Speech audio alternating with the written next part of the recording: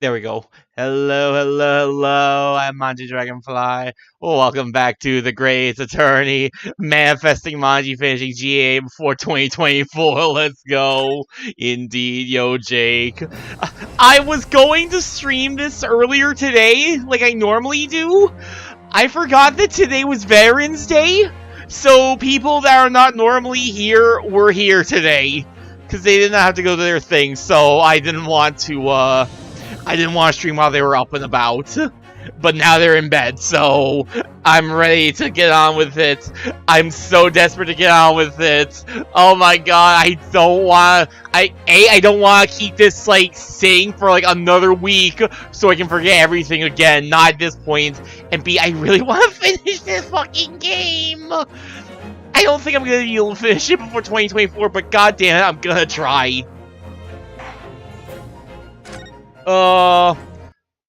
Let's get on with it. It's time for some cross-examinations with this absolute cast of characters. Seriously, what the fuck is wrong with this man's lips? We saw the whole thing, but it's not finished with him. I just remember that we're in the building. Hold it! I already hate him. When you say they, who do you mean exactly? Inspector Gregson and the defendant, Lord Van Zeeks? I suppose so. Lots of us don't know the names of high and mighty. The high and mighty who look down on you and your gigantic lip. I'll tell you one thing.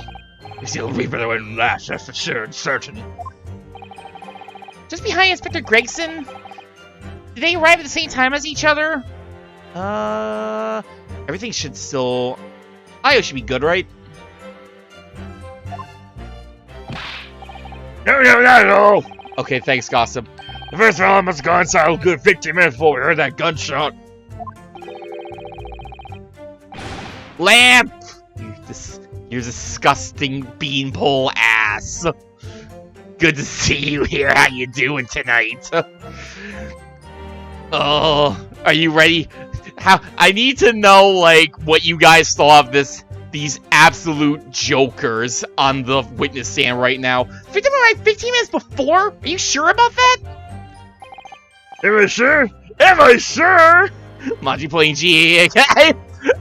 I played it just yesterday.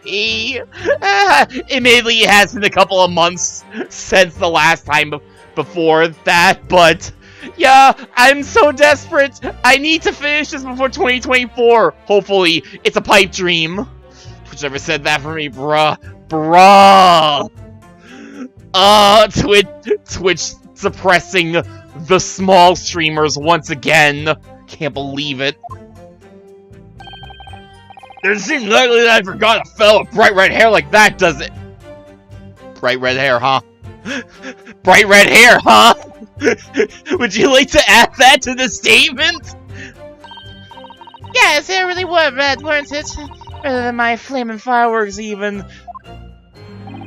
That fire red mop still burned the inside of my eyelids, it is. Wait a minute! You're saying the man was a redhead? I mean, be fair, thinking about it, maybe, were you still asleep? I did, like, kind of stream, like, more the afternoon than at this time of night yesterday. That might be why. Were you listening, chum? I was a redhead, and he had a big trunk with him as well. Big trunk, huh? Inspector Gregson's hair isn't red. Not by any stretch of the imagination. Seems likely the person you saw wasn't in fact Inspector Gregson at all, but some other third party. No, I hate to break it to you, but the witnesses are correct. I just don't like that outfit on him. I think it'd be a lot better if he still wore the Hachimaki headband. He took the katana back. Why is he wearing the headband? What? Let's have a look at this photograph of the victim taken at the scene. Why is he wearing a wig? Who snatched Gregson's wig? Yes, that's Inspector Gregson, all right. And a red hairpiece. Ah! Of course, we saw one on the floor when we investigated the scene, didn't we? What? Gregson? I mean, I did say this last stream. Gregson is a detective. We all know how bad well, I mean, he's an inspector, I guess. Whatever, he's a policeman. We know how bad their salary is in this universe. Poor guy needed the money from the Redhead League. I still refuse to believe Inspector Gregson wore a hairpiece, though. So then why on earth would he have been wearing something like that? I don't know, why would... I mean, it's just a simple wig. It's not like... I'm trying to think, like, how we got to this point. My major thought, I kind of touched on it last stream. Not the best way to touch on it, but I'm thinking that they somehow got Gregson's body, like, propped up to hide the candelabrum and thus conceal, like, any source of light in the room. I don't know how they would have gotten him down. I know at least how they made the gunshot by now. That part's dead obvious. The gunshot sound. They could have killed him at any point. Especially since this fucking time of death is suspiciously blank. That's gonna bother the shit out of me. There's something screwy going on around here. Color does seem to suit the man, one might say. Would you? Do you think Gren is so Gregson? Photograph will be submitted as evidence, please, counsel. Photograph of the victim. Photograph print of the victim, Inspector Gregson. His body appears to be tightly curled up and there's a red hairpiece on his head. What became of the trunk that the red-headed victim was supposedly carrying? I was informed that no trunk was found at the scene. Yeah, we did not see a trunk there. Someone stole it? You can't seriously be like, yeah, it was Van Zeke's. He was still at the scene. He can't steal a trunk. It just disappeared? What, you expect us to be watching the building every second, do you? I mean... We definitely saw him in the dock going in, though. No question about that. It was less than a minute after the Reaper had gone inside, we all heard a big bang. Hold it! By which presumably you mean the gunshot? I sell these little things, don't I? I know what a gunshot sounds like. How would I know what a gunshot sounds like? I've never heard a gunshot in my life. Would you like to hear more of my fireworks? I've always thought it probably sounds a bit... like this, doesn't it? Yes, you can say so. You say you heard the noise almost as soon as you saw the defendant here enter the building? That's right. It was almost straight away. Bang it went, just like that. Well, he's the Reaper, isn't he? It's a French call. Fait accompli. I know. I've seen that term before. I cannot remember exactly. I can't remember the exact definition of it. Hold up.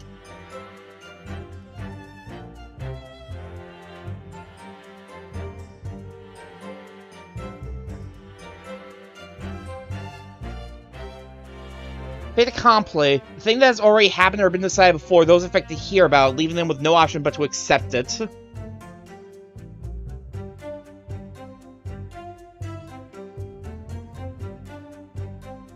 French phrase commonly used to describe an action that's completed before those affected by it are in a position to query or reverse it. Reaper's around, people are going in the ground. I mean, that's what he does, isn't it? Yes, clearly. You can just ask Gina about it. I think we get the message. Reaper couldn't allow the inspector to live after he discovered his secret hideout. There can be no clear motive for the crime. Yes. Certainly an imminent... blah, blah, blah, blah. It's certainly an imminent... God. Words. Where are words? An eminently credible motive. Great. At that point, you ran inside. Is that correct? Seems to me that quick to talk is quick to walk. I also couldn't wait to go and see what had happened. Hold it! So, when Gossip ran to see what had happened, did you go too? Well, I'm a bit hampered. See, all the signs of that I can't move very well. You were way behind, presumably. That sandwich board around your neck and that big sign in your hand. What a great burden you bear. Pardon me for asking, Mr. Sandwich, but is it possible you and I have met before? I'm not anybody, me. Signs are what make me who I am now. I sign, therefore I am. So, you weren't playing as an omnibus driver just under a year ago then? I'm surprised he remembers that. That was like a full-ass year ago, basically.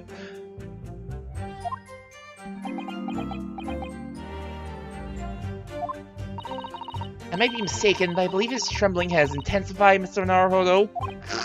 Did we dredge up trauma? Did we traumatize Beppo by getting him arrested because he decided to fleece people for an extra shilling or whatever? Yes, I agree. He's clearly been through a lot. I wonder who could have done that to him. There's now King Henry Street and the Black Widower's arms is just there. Oh dear, you made him hide behind the sign. Life is full of surprises. I ran into the room and there he was. The Reaper gun in hand, sitting over the dead body. Hold it! So then, you were the first person to arrive on the scene? Is that right? That was! Hit the door like a professional, I did. And yelled out, what's going on here? Lord Van Zeeks claims all he heard was a man's scream, though. And was it dark inside the room? No, that dark at all. There were candles burning on the wall. Really? And there's a veil collapsed on the floor. It's between us. It's the first thing I noticed when I got inside. Ah, I see.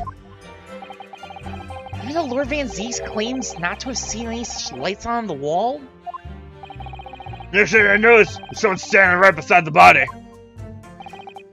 I don't know, like I said, my big thought is that, like, Gregson was, like, held up somehow, like, by, like, I don't know, some sort of wire or something to conceal the candelabrum, but how the hell would you pull that off? We didn't see any sort of, like, wires or anything, I don't think. I'm trying to think, like, how would you get him, like, balled up? Because it sounds like he was balled up. So he accused Barrack Van Zeeks. That's right, the Pale-Faced Reaper himself. I was a little shocked, I won't deny it. But I'm no lily-livered coward. I should my grand give that Reaper a cold hard stare myself. Someone has something to say, but we'll leave that for later. And was there anyone else in the room at the time? No, of course not. Not first. Then there's old Stiffkin waddle along behind me, of course. Only him, mind. What about Venus? I can't handle stairs so well as you can imagine. Especially on the way up. You couldn't have just failed to see someone? It was a bit dingy in there, I grant you. But there were the candles on the wall and the lamp on the table.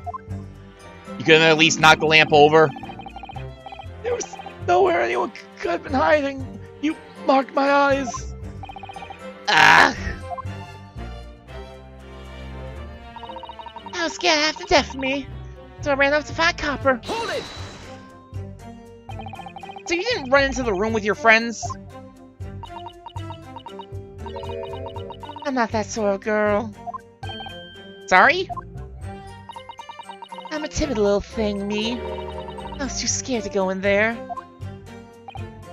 Ah, right, I see.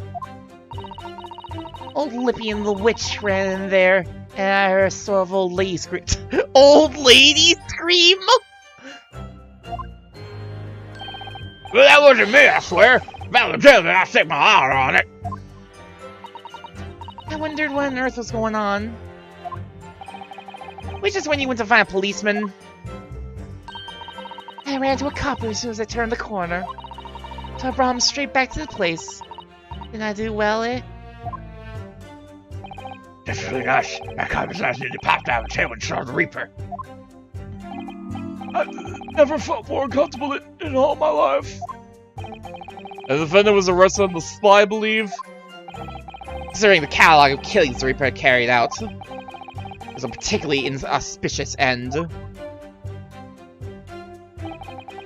If I can't find any holes in this testimony, I'm afraid the judge will give a ruling of guilty, Mr. Naruhodo. Truth is, though, their combined testimony is fairly damning. Fortunately, there don't seem to be any obvious problems with their statements, do there? Still, if Lord Van Zeeks really is innocent, then I'm almost certain we'll find something in there that doesn't quite add up. You don't think that one of these three could be the true culprit, do you? I don't know. But I do know that there's more to this case than has yet to be brought to light.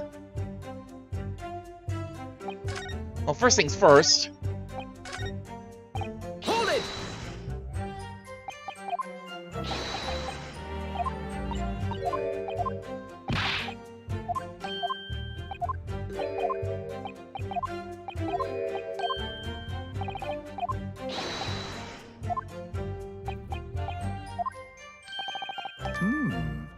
Beppo, Excuse me.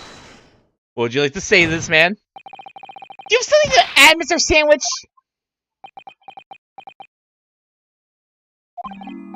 There's really nothing to me. Empty in the head I am. Just two slices with no middle. If I put two sandwiches around your head, can I call you idiot?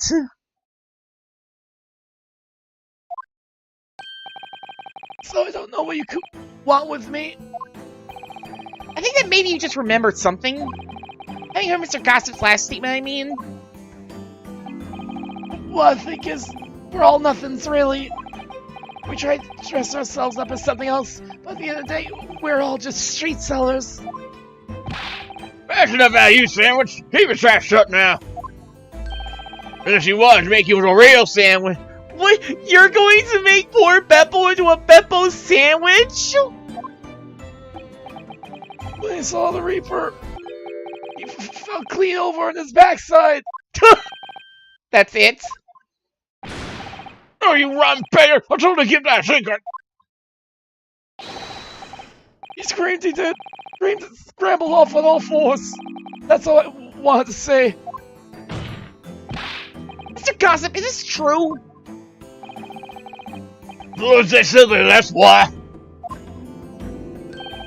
Slammed my head in that filthy pool of blood, didn't I? Yuck! Wait a minute! Oh wait, planted your hand in a filthy pool of blood. I read that as head, I was like, what? But no, hand, that's... Well, that might explain something. What? A pool of blood? Listen here. Even when I was sprawling on the floor, I still kept giving that Reaper a cold hard stare. And don't you forget it. Let's just go back a little. Did you see you got blood in your hand? I did, happens to the best of us at times, doesn't it? So I was scared, so I slipped over. We keep it just between us, can't we? Pay me 6 pence first and I'll keep the secret. No, Mr. Gossip. I'm going to have to ask you to add that information to your formal testimony. Oh, if I must. Witness will amend his testimony to include the aforementioned details at once.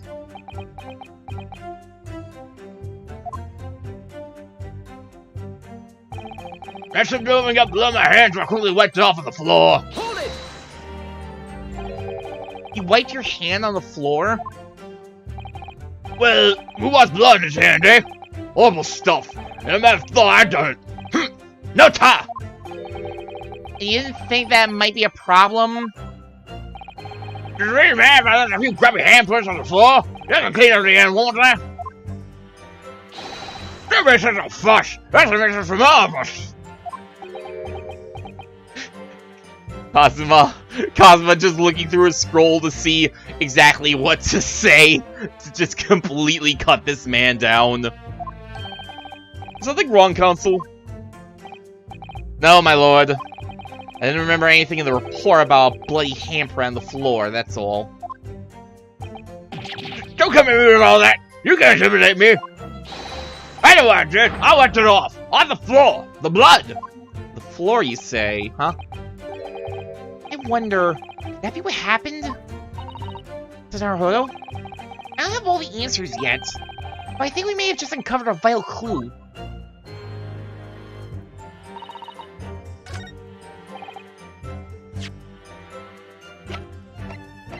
Well, we did find a bloody handprint, but definitely not on the floor. Objection.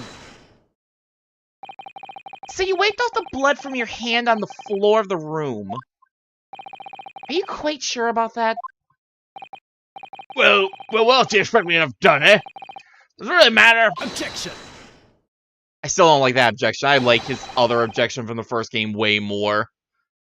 We found no such handprint on the floor during their investigations. Wait, I don't get why change it. Objection! I didn't read that?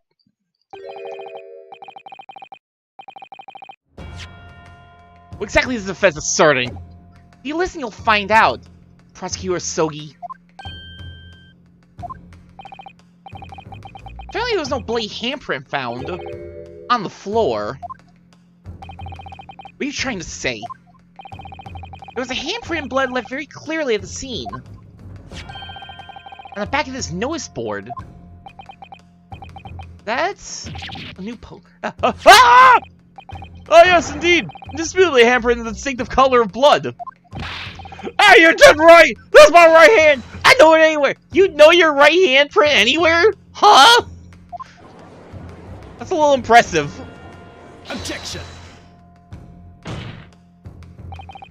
this very definitely testifies that he wiped his hand on the floor. A handprint on the back of the board Are irrelevant. Objection! Nah, you're not getting me with that. You're not getting me with that one, Cosmo. I know your tricks from the first case.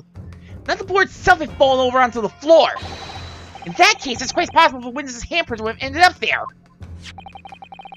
Let's look at the floor plan of the room. The notice board was in the opposite corner of the room to the victim, in an upright position. Even if it had somehow been toppled and was lying on the floor at the time, it would have been a considerable distance from the body. Yeah, it would have been. That's kind of a problem. I fell over when I came across the body. So I was basically right next to the corpse, not on the other side of the room. In other words, the defense's assertion is contradictory. Yes, it is. That's the problem, you fool! There's a very definite contradiction here, for which there must be a reason. I take it that you formulated a proper hypothesis, counsel? Regarding this apparent discrepancy between the witness's account and the handprint found at the scene? I have, my lord. This discrepancy between the witness's account and the location of the handprint is explained by...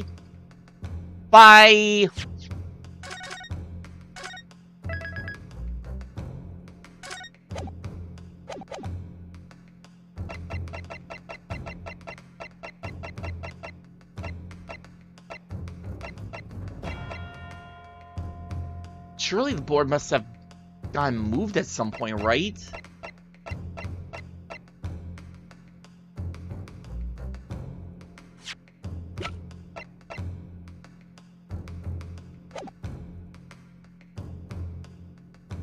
Or do I just fuck around and pick the ones I know are wrong first? Nah, this is me we're talking about. I gotta fuck around first. It's clearly another handprint.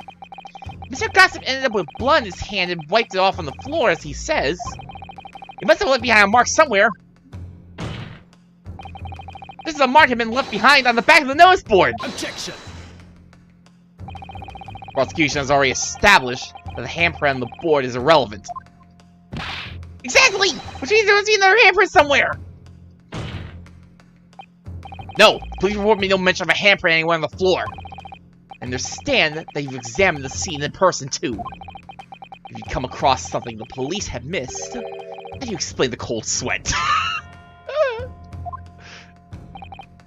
Quite. The defense counsel's cold sweat is a sure indication that penalty is due. That sweat was just... from the warm-up! It's a very warm sweat. What? Should be a bloody handprint on the floor. So where did it go? I'm ready to give the proper explanation to the court now, my lord!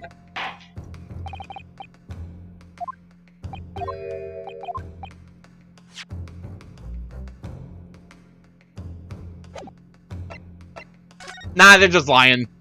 He's just full of shit. Witness claims to have wiped his bloody hand on the floor, yet no sign of that remains at the scene. Simplest explanation is that the witness is lying! Objection! Because the simplest explanation doesn't make it the correct one. Ryunosuke Naruhodo. Damn, he's pulling out the full name! positing perjury simply because it suits you. You bring shame on your Japanese heritage! I am ashamed to be Japanese because of you, Ryunosuke! Ah! Didn't even need the judge to pipe in. I'll ask you not to oversimplify matters again, Counsel. I don't remember fostering that kind of simplistic thinking in you. Damn!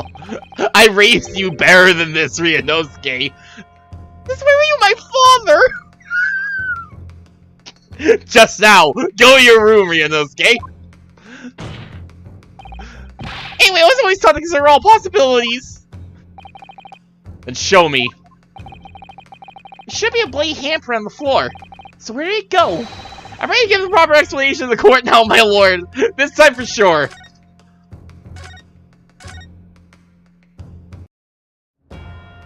Not fucking around, the board moved! It's not exactly hard to move. The contradiction here is the handprint itself, not where it was found. As the court can see, it's upside down. Good gracious, so it is! The witness put his hand against the board, the finger should be pointing upwards. What does that tell us? It tells one simple fact. When this handprint was made, the board must have been lying on the floor as I previously suggested.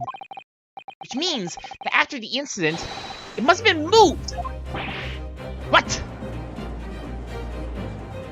Come on. You're claiming that somebody moved the notice board after the shooting? Tell the court who. I don't know that yet. The point is, when you consider all testimony we've heard so far, we can now be very clear on one point. And that would be... Position of the notice board at the time of the incident, my lord. So, Counsel, I must ask you to clarify your assertion for the court. At the time of the incident, where you maintain the notice board was situated?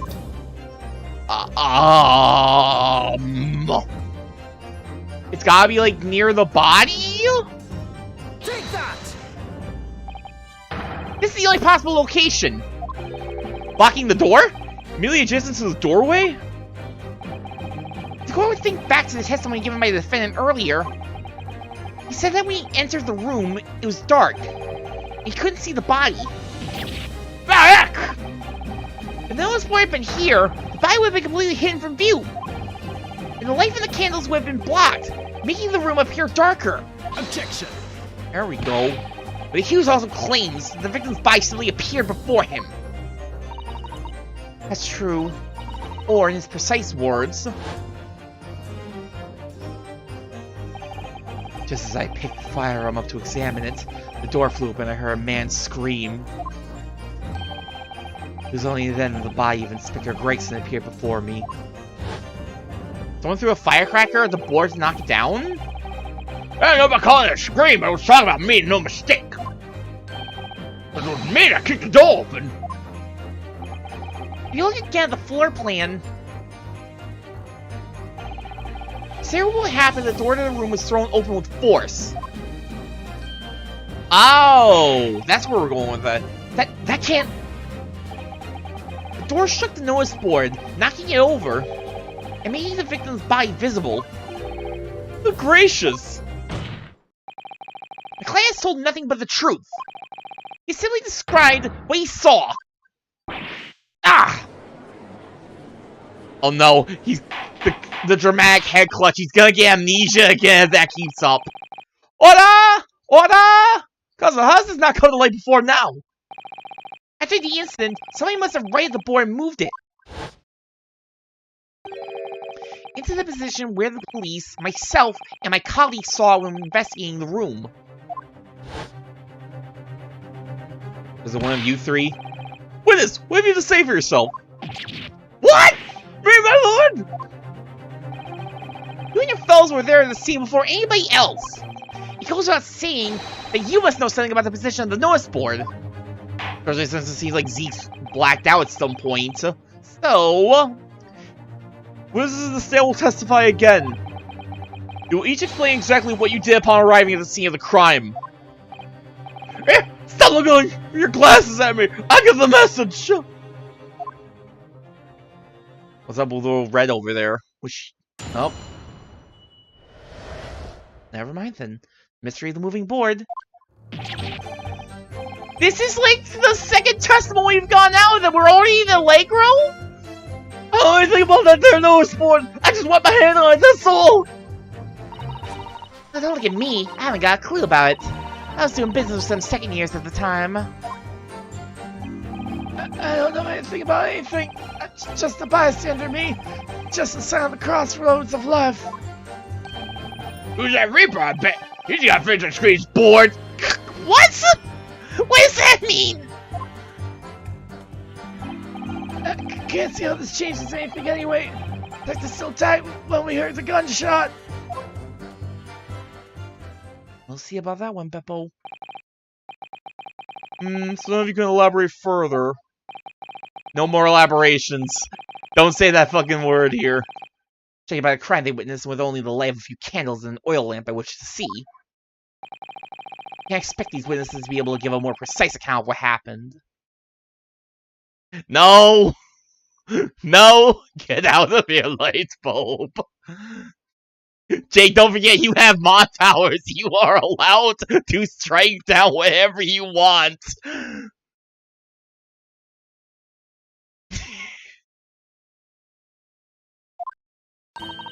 That's right, yeah. They don't pay you expect too much. It's man's endless quest for knowledge that's destroying the world. That's what I think. Do you? Really? In any case, as this testimony shows, even though the notice board was moved by somebody following the incident, it makes no difference. When the gunshot rang out, the accused was the only person at the scene. In short, the only person who could possibly have committed this crime is Barrick Van Zeeks. None of this wrangling over the board changes that simple fact. Quite so, quite so. Does the defense still wish to cross-examine the witnesses despite the circumstances? Nah. I mean, yes, most certainly, my lord. Very well. Then you may proceed, counsel.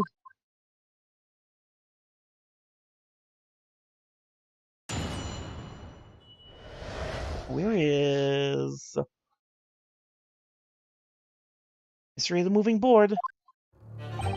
I don't know anything about that there no sport. I just want my hand on it, that's all. Hold it!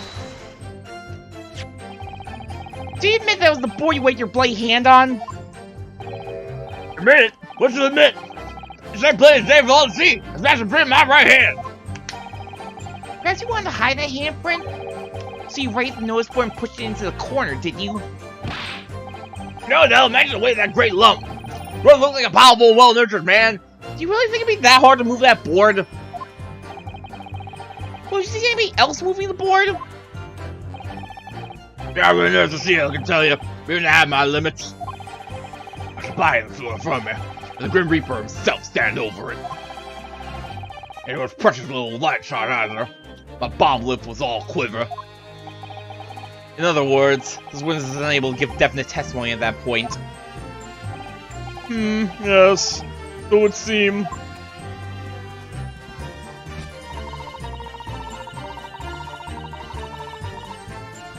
Well, don't look at me. I haven't got a clue about it. I was doing business with some second years at the time. Hold it! When you say you were doing business with them, you mean you were selling them fireworks? Yeah, what else? This is the private school just around the corner, see? Those cheeky little so-and-sos have got a plan to blow their school to kingdom come. Seriously, the kids just can't wait for fucking winter break? I've been telling on them. Letting their teachers know what they're up to. Playing both sides? Okay, lady. Oh, you have? Yeah, well, why when I get hurt? Let the school know the kids are playing with dodgy toys. That I sold them. Then, praise the Lord, the teachers take all the fireworks off them. Okay, I see her little, I see her business strategy.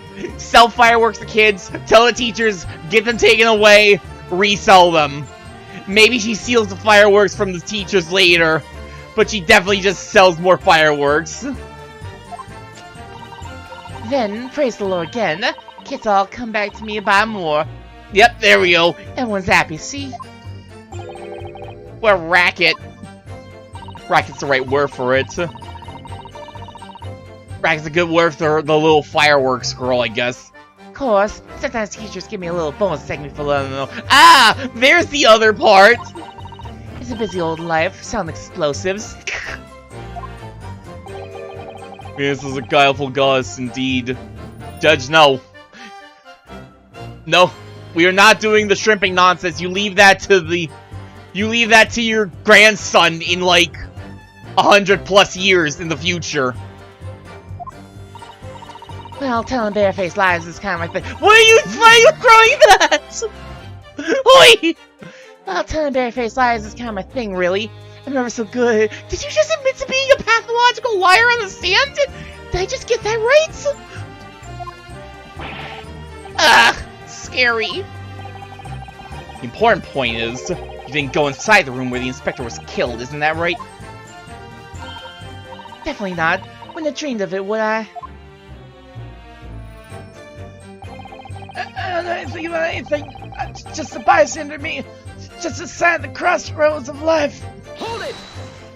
Well, Lamp from our playthrough, oh!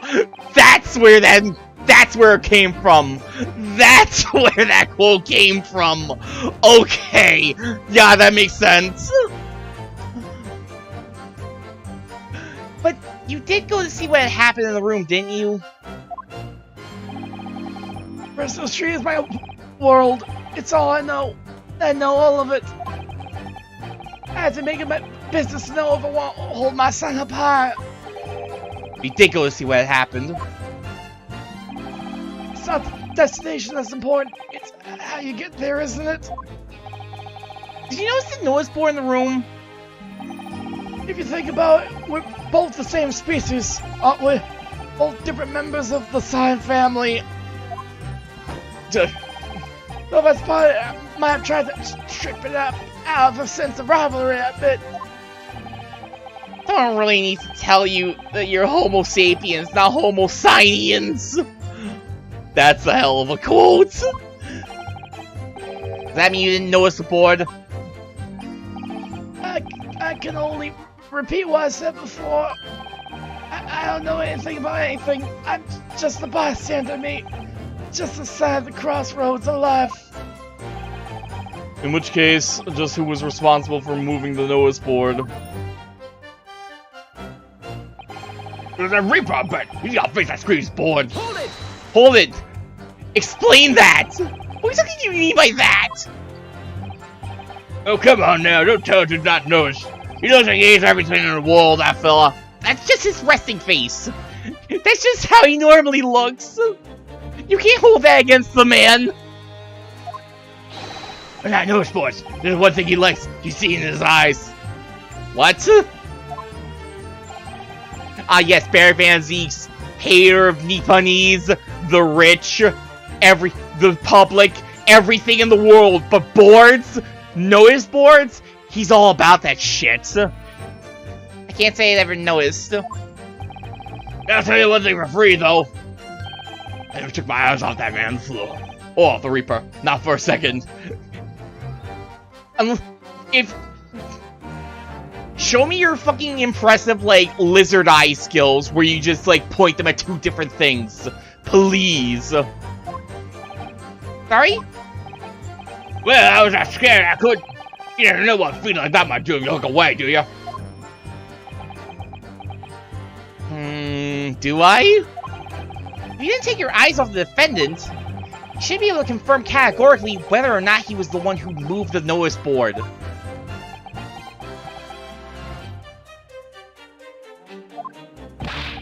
And I can! Rip me the end of the sword! I can swear that. So why are you making this argument then? I couldn't have missed it! If you keep the thing upright and dragged her to the corner! Right. Glad we cleared that up. What happened to the face that screams bored? I feel your pain, Cosmo. I'm glad that even though he's the prosecutor, he's still kind of, again, like, that classic defense attorney treatment where he's just absolutely exasperated by the witnesses' shenanigans. I can't see how this changes anything anyway. It's like there's still time when we heard the gunshot. Hold it! It was 5 o'clock in the afternoon that you all heard the loud bang, wasn't it? Maybe the newest boy fell over, maybe didn't. Maybe I fell over, maybe I didn't. But the Reaper's fate is sealed either way, because of that gunshot we all heard. So your fate's sealed too. What? Shove off, Bippo! My fate! That's right. Defense's fate is to lose. Thanks. The prosecution to win. In other words, it all hinges on that single gunshot. If I could just find some problem with that part of their story, maybe possible to change all our fates. Of course, none of that changes the fact that I heard what I heard, does it? Not much to go on. As you pointed out, Mr. Naruhodo.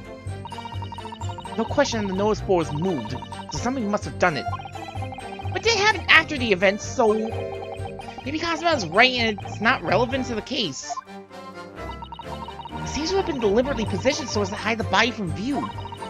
So I feel sure that there's some deeper significance to all of this. Yes, I know what you mean. I no doubt there are more clues being uncovered. You're on the right track, you can feel it. So follow your instincts. Alright then. Alright, let's revisit... Let's revisit this... girl.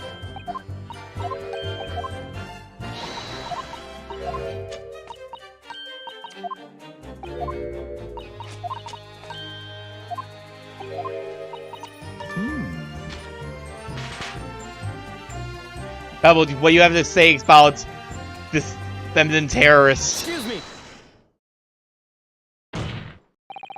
Something wrong, Mr. Sandwich? If I say it was, can we just leave it at that? Would that be the end of it? No.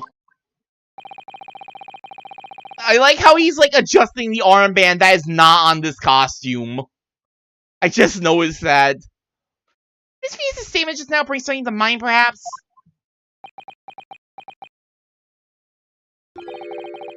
Philosophical thoughts. Deep philosophical thoughts. Let's say there was a great liar.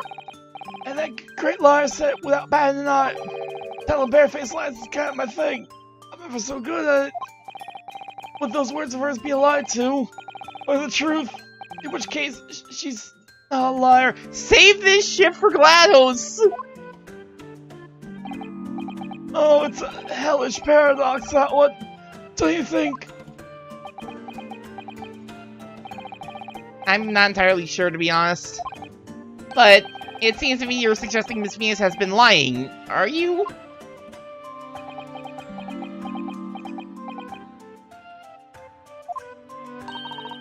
What do you want about, old man? You're gonna cause trouble, are you?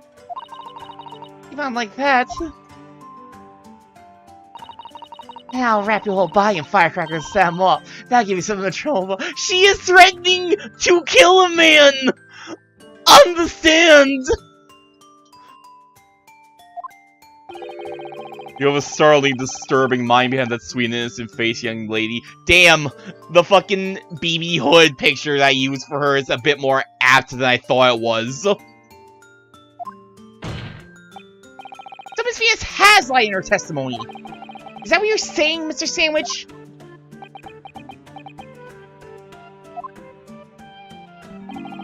Well, if it means I'll be burned in hellfire for the rest of my days, so be it. Yes, that's what I'm saying. Can you elaborate, please, sir?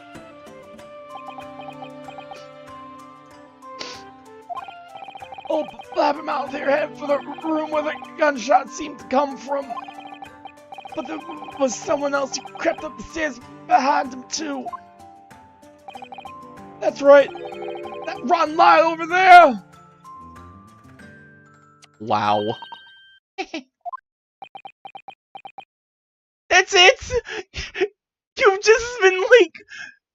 just been confirmed to be perjuring all over the witness stand. You just threatened to kill someone. It's just like, heh. Kazuma, cut this woman down. Just like in Darkstalkers. You mean to say You did, in fact, take yourself to the scene of the crime after all?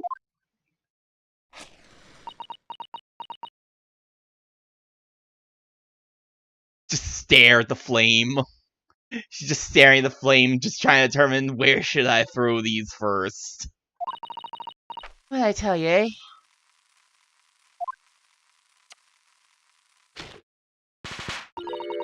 I said I was good at telling barefaced lies, didn't I? Yes, you mentioned it! Well, that revelation rocked the whole courtroom, didn't it? New firecrackers packed such a punch. You didn't even visit the scene of the crime, did you, young lady? Good grief! Well, now you come to mention it. I suppose perhaps, I do clearly remember climbing the stairs to the room, yeah. And you clearly remember or you don't! Well, I shall consider a fitting punishment for this perjurous act later. Damn, she's getting punished for perjury. It's a bit more common in Great Ace Attorney, but it still shocks me every time to see it. Besides, you will immediately amend your testimony to reflect the truth. Oh, yes, my lord, of course. Maybe there's sneak along behind gossip and have a little peek in the room where it all happened. Hold it! Make a habit of lying, do you, Miss Venus? Well, I suppose so. I don't know. I don't really know, to be fair. It just kind of come naturally to me. Well, my advice, though, I take everything I say with a big pinch of salt. I just love being a liar! Alright, but you did in fact go to the room where the victim was killed on the day in question, didn't you? Oh, please. As if I would. Can't think of anything more terrifying. The truth, please. Well, alright, just a bit then. I mean, a girl my age is curious about stuff, you know? Did you touch anything at the scene? Oh, please, as if I would. I mean, there was a dead body on the floor. The truth, please. Alright, just a bit then. I had to look to see if there was anything I could sell. What? I think you can get the place a once over. There was nothing to write home about.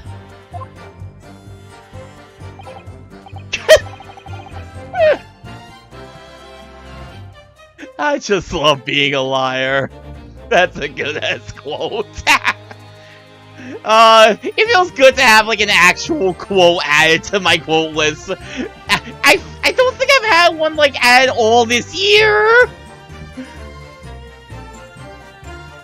Right. Now, I hesitate to ask, but you didn't move the notice board by any chance, did you? Oh, please. As if I would touch anything like that. As if a few bits of loose change is all I had.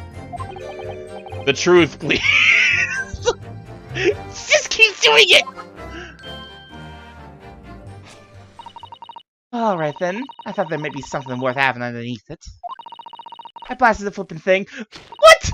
Sorry, flip the blasted thing. I'm not sure if I believe that correction.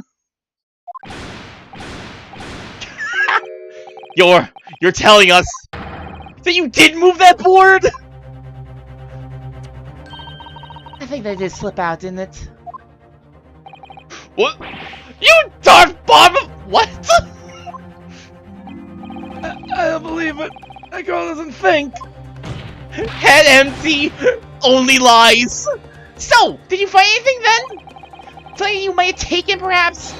To sell? Oh, please. I should be so lucky. Am I imagining the truth now? I might have found this little pocket watch in the notice board, I suppose.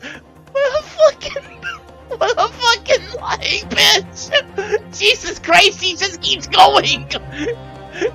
Forget double down, she quadrupled down!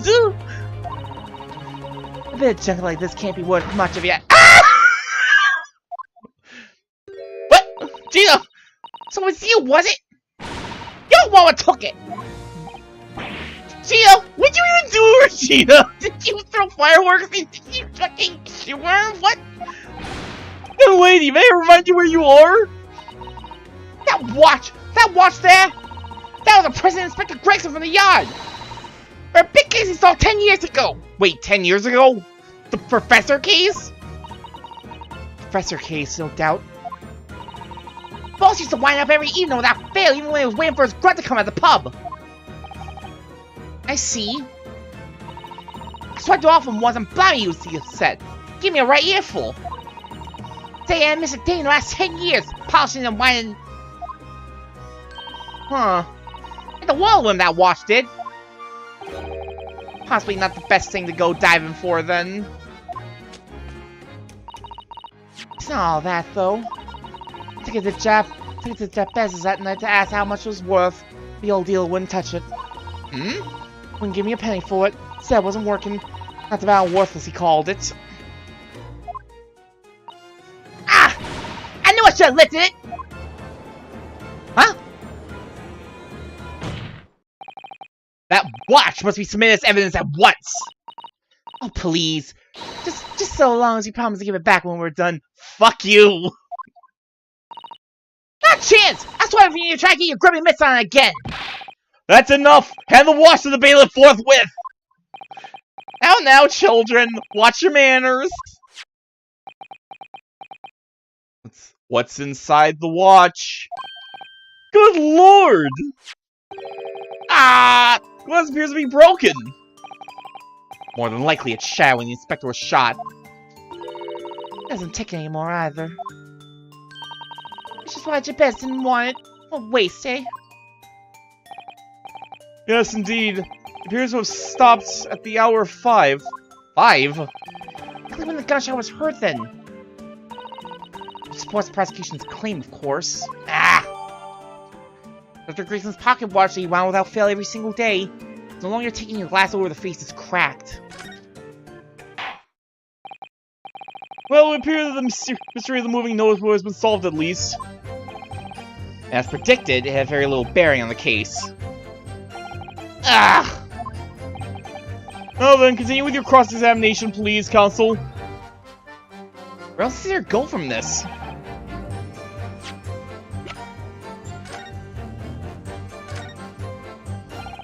Glass over the face really is badly cracked, look! What a shame when the inspector clearly looked after it so carefully.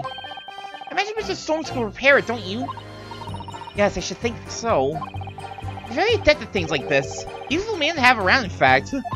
Why are we suddenly selling Sholmes as, like... I mean... He has, like... shown, like, he has shown to be adept with, like, chemistry and, like... stuff like that, I guess. Is this... Would he... Can I remember he's a great detective, Mr. Naruhodo? Not an odd job, man. I don't know, after that whole thing with Madame Tuskspells, he seems pretty much like an odd job man to me. What's that? There's tiny little stuff sticking out from this small hole here, look. Looks there must have been a little knob or something on that for setting the time. Figurine? In that case, seems we know the inspector took such good care of this watch. Probably broke when the incident occurred, didn't it? Yes, of course. Which could mean that there's a small part of the watch still at the scene. Maybe... Huh? Oh, hello. That's a bit more like it. Ah, there's a little keyhole here. Can you see? Oh yes, that's probably for the winder use to wind up the mechanism. Looks a little unusual, don't you think?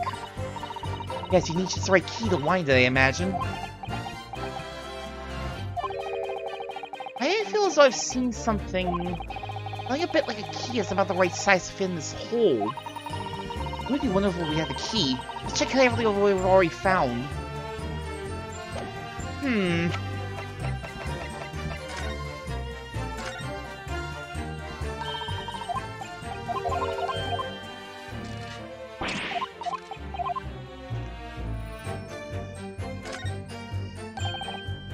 So, do you think perhaps this key could be the key for Inspector Gregson's watch? Oh, yes, it could be. Let's try it at once. There's not a moment to lose.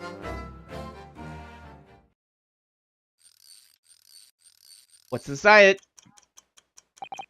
I knew it! A perfect fit! Look! Let's just watch it start going again. It does work! Ah, so it's obviously just not been wound up, that's all. What is it, Mr. Sato? Well, if the watch isn't actually broken after all, I have a feeling it could have profound implications. It's even thought now. I guess I better start thinking deeply too. Having wound it up and start ticking again. The watch isn't broken, so it could have still been working at the time.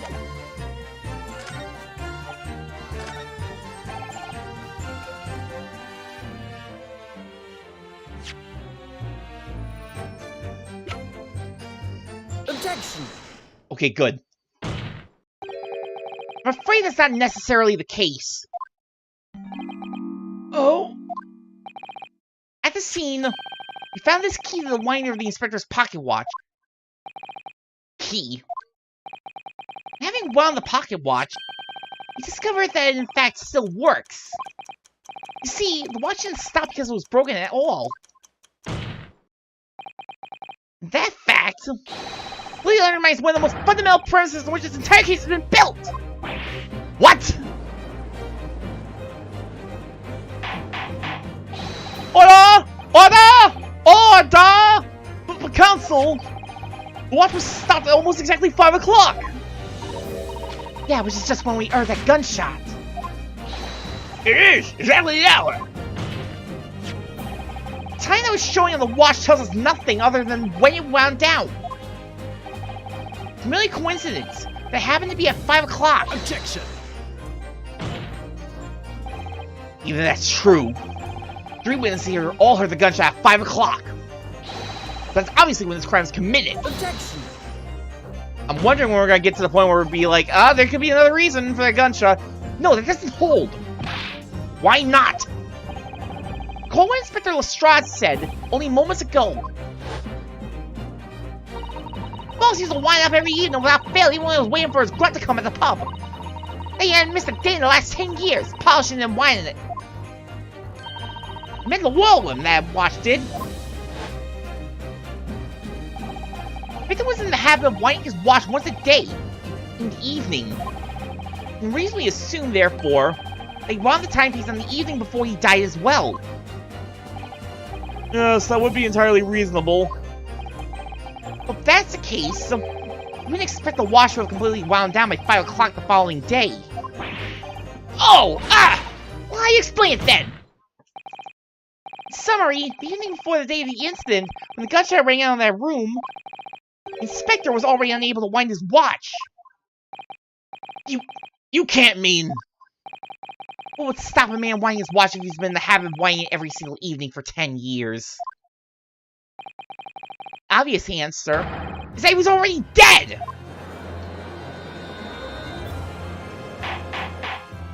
Order! Order! Counsel, this is the most extraordinary claim! Objection! Extraordinary isn't the word. It's absurd! You claim he was already dead the night before? You really think that Scotland Yard's coroner would overlook something like that? Yes! There's no type of death!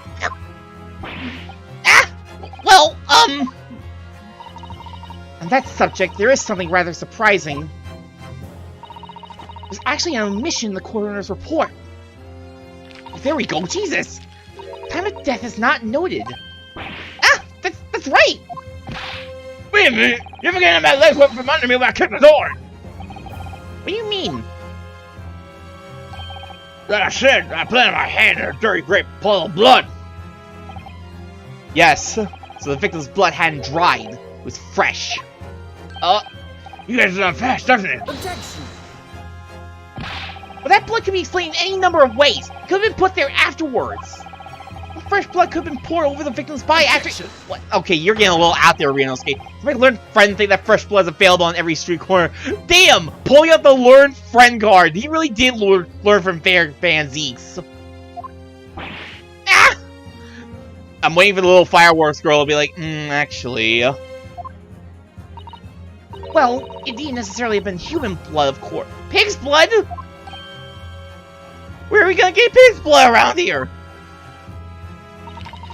You've been told previously that Scotland Yard has no way to identify blood as human. Oh, what? The problem is currently being researched. At present, you were correct. It's beyond our abilities. So then, a chicken's blood could have been used, for example. It's certainly a possibility that wasn't the inspector's blood at all. That's speculation. Objection. The gunshot was heard at 5 o'clock in the afternoon. That's beyond question. Is it, though? What? Given that the time of death of the victim has already been called into question, it isn't beyond the realms of possibility that what these witnesses heard wasn't a gunshot at all. Here we go. Oh, please, what are you trying to say? It's not what we heard. It was a loud bang that came from that there room. You listen to me. The street sellers here is our livelihood. Why did they let you keep the whip? I don't doubt your ears, sir. But all you can say with certainty is that you heard a noise. Eh? Explain yourself then, counsel. Noise that sounds like a gunshot could have been made with... There we go. Something like this. The culprit could have set up one of these to make a gunshot. It probably was Venus. She probably decided like, oh, let me just throw one of these for the fun of it. I do love causing mischief. Good gracious, the very fireworks that were sold by the witness? Now, hold on a minute. I said I didn't. You could have! You seem like the sort of person who would! My pretty little firecrackers only make a little pop anyway. See? Not 100 of them together, but being a special that you sell for 600 pennies sounds like this. As the court can now attest, it sounds very much like a gunshot, in fact. Trying to suggest that somebody set one of those fireworks off at the scene. I'm suggesting that somebody knew the defendant was in the room at 5 that day. Start to implicate him by creating a sound like a gunshot for these peddlers on Fresno Street to hear. Objection. But even the accused himself has testified that he saw no one else in the room at the time. Whether it was a gun or a firecracker, the only person present to cause that bang was Barrack Van Zeeks. Well, if I'm a match, my firecrackers go pop. See? That's why people like him. I fear for your fingers, young lady. Objection. Recently, during my time here in Britain, I've learned of a very useful invention indeed. Something called a time bomb. You really think a time bomb is in play here, Renosuke? You learned that last case! Good heavens, a bomb! Yes, the device that allows you to blow up whenever you like, whenever you like. Oh no, someone actually said we must commit a bombing. Oh no.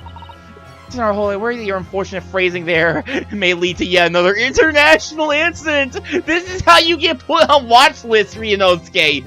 You are in a room full of people who are in the judiciary right now. It's all the people behind you.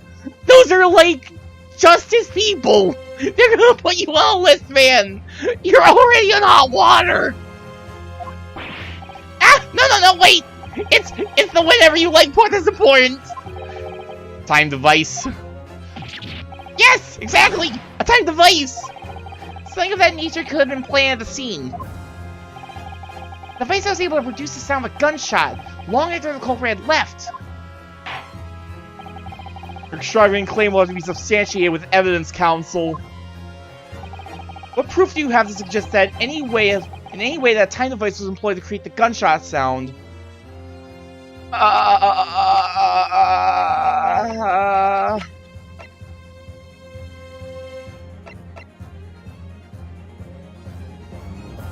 I mean, if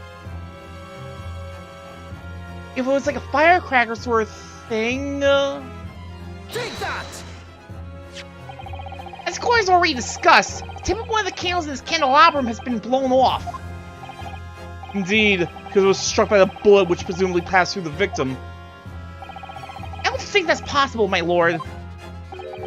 Not possible. Why? Because of the scorching. The gunpowder scorch marks clearly visible in the broken candle. There are? Goodness, yes! Was it not the case that there was also scorching on the victim around the bullet entry wound? I mean... That's right, there was. But as we heard earlier, those scorch marks are only there from a point-blank shot. So I mean, it was one bullet, there's no way that you could have gotten a point-blank shot on Gregson and also scorched the candles. Come on, people! Scorching like that only occurs when the target's at very close range, a matter of centimeters from the gun. Ah! Which means that scorching the candle can't possibly resolve a gunshot. You're suggesting it came from the fireworks? Who did it be, eh? The fact that there's such visible scorching on the candle suggests that the fireworks must have been right next to it when they exploded. But to put it another way, candle and firecrackers were joined together. Oh. Culprit somehow attached the firecrackers at a point partway down the candle. As I could have lived to see, the candle slowly burnt down along with the other two. That's some hella good timing. Holy shit! Until eventually ignited a fuse of the firecrackers during a loud bang bang.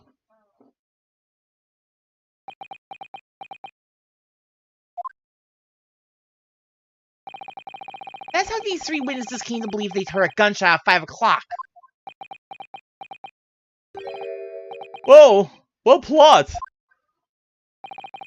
This implies that the victim could have died earlier than we've been led to believe. Previous day, even. No, just hold your horses! Alice Law here saw the victim going into the building, remember? I couldn't forget that flame-colored hair even if I wanted to. The person you saw entering the building wasn't the victim at all. Considering this. Ah! Obviously, anybody can wear a wig. The person that these witnesses saw entering the building 15 minutes before the incident occurred easily have been someone else entirely, wearing the red hairpiece. Someone else? Do you mean to say? It was the same person who contrived the firecracker trick. In other words, Inspector Gregson's killer! Huh? What? Laughing? Kazuma? Oh, very impressive, Ryunosuke. Naruhodo. Pulling out the full name again.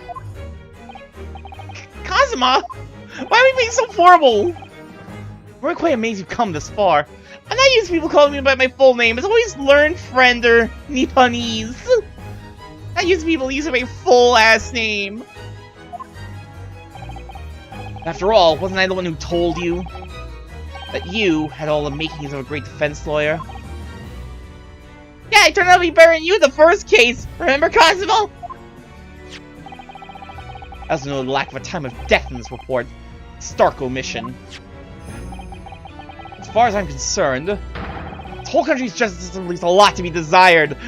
Just gonna criticize it in front of all of them.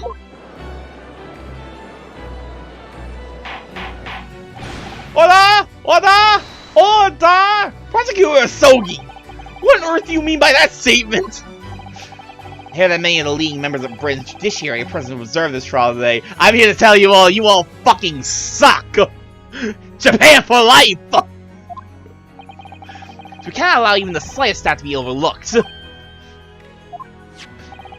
defense's assertion about the time of death based on the victim's stopwatch is just conjecture. But, while the possibility exists that my learned friend may be correct, we have a duty to explore it. Well, certainly, I will agree with you. What immediately comes to mind is, of course, what was Inspector Gregson doing and where did he go on the day before the incident? Do you know? Inspector always carried out his investigative work alone. Movements were treated as confidential within Scotland Yard. Even within the yard?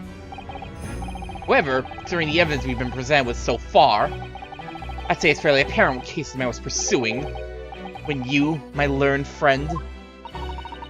I do have a feeling about what case he might have been investigating. Yes, I agree. Surely... My lord... Defense believes it can explain to the court the case that was being investigated by Inspector Gregson at the time of his death. Very well, counsel. Present your argument to the court. What evidence is suggestive of the case being investigated by the inspector on the day prior to the incident?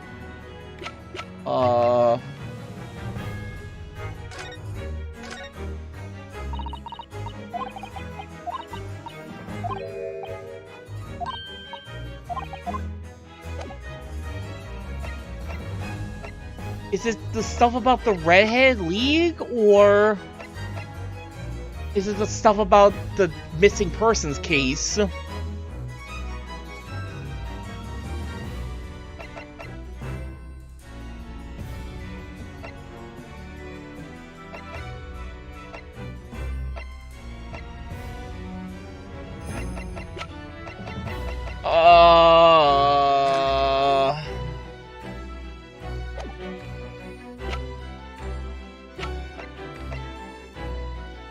Or your point, what exactly would they want me to present?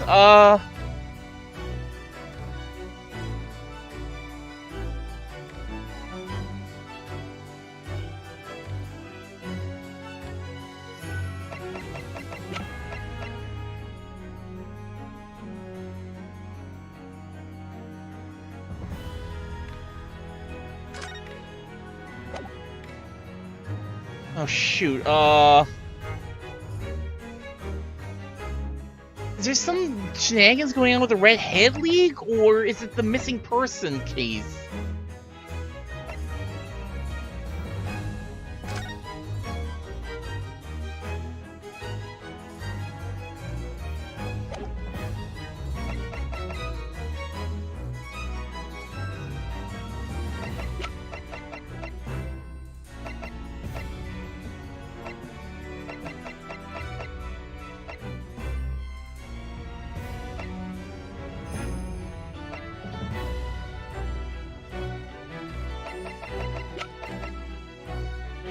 Take that!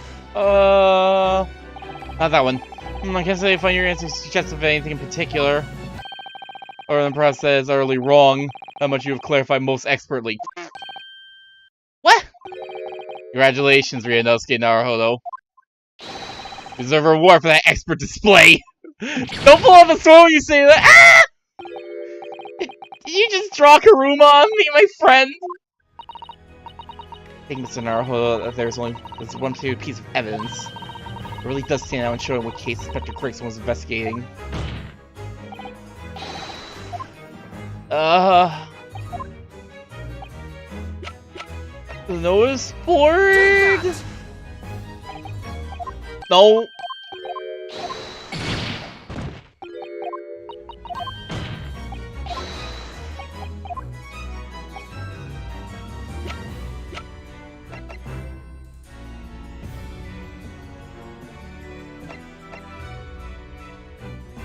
Take that! We're gonna get back onto the, nope, not, is it not the disappearance then?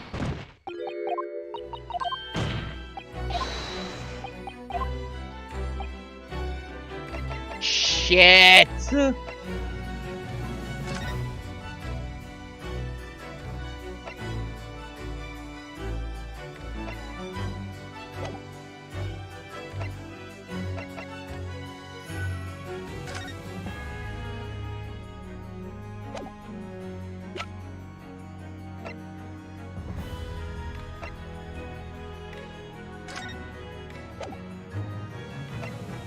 Shit, which one is it then?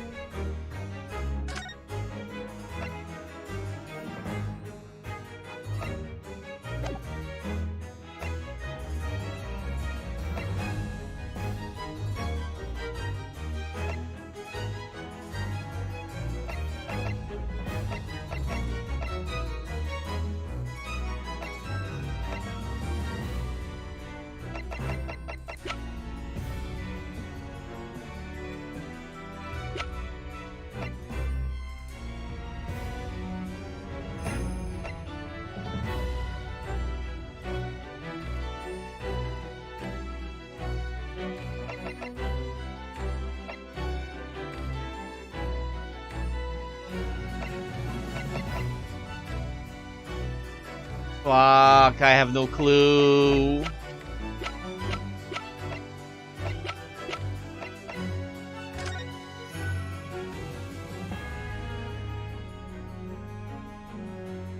There's something I just missed?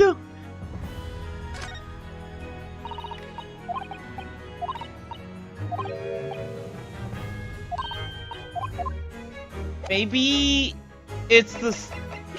Maybe it's the Redhead League stuff, but they want me to present the article? Oh, god damn it!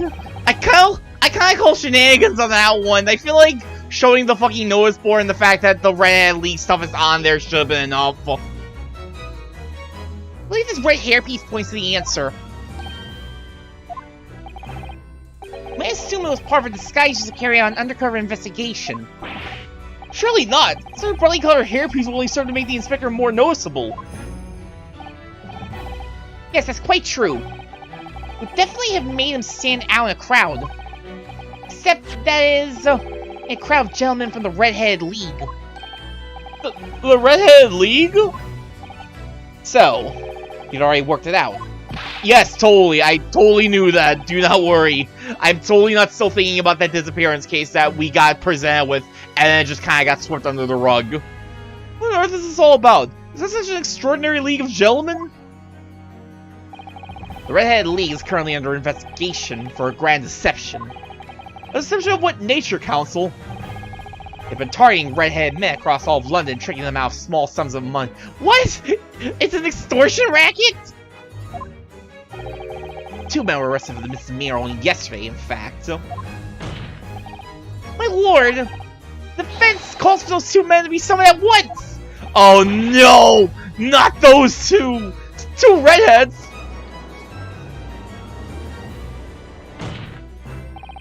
Inspector Gregson clearly infiltrated the Redhead League using this hairpiece. It was very likely he had direct contact with these criminals. It's quite possible that such contact led to more serious events.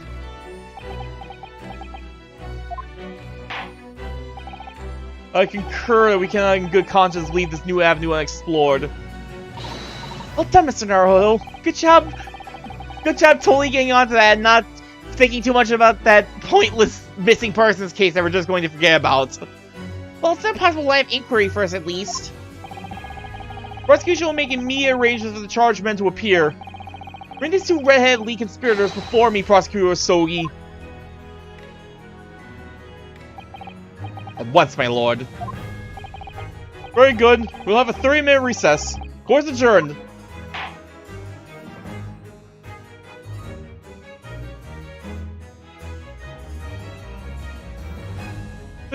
Not to stick that landing, but definitely going a lot smoother than case 3 was.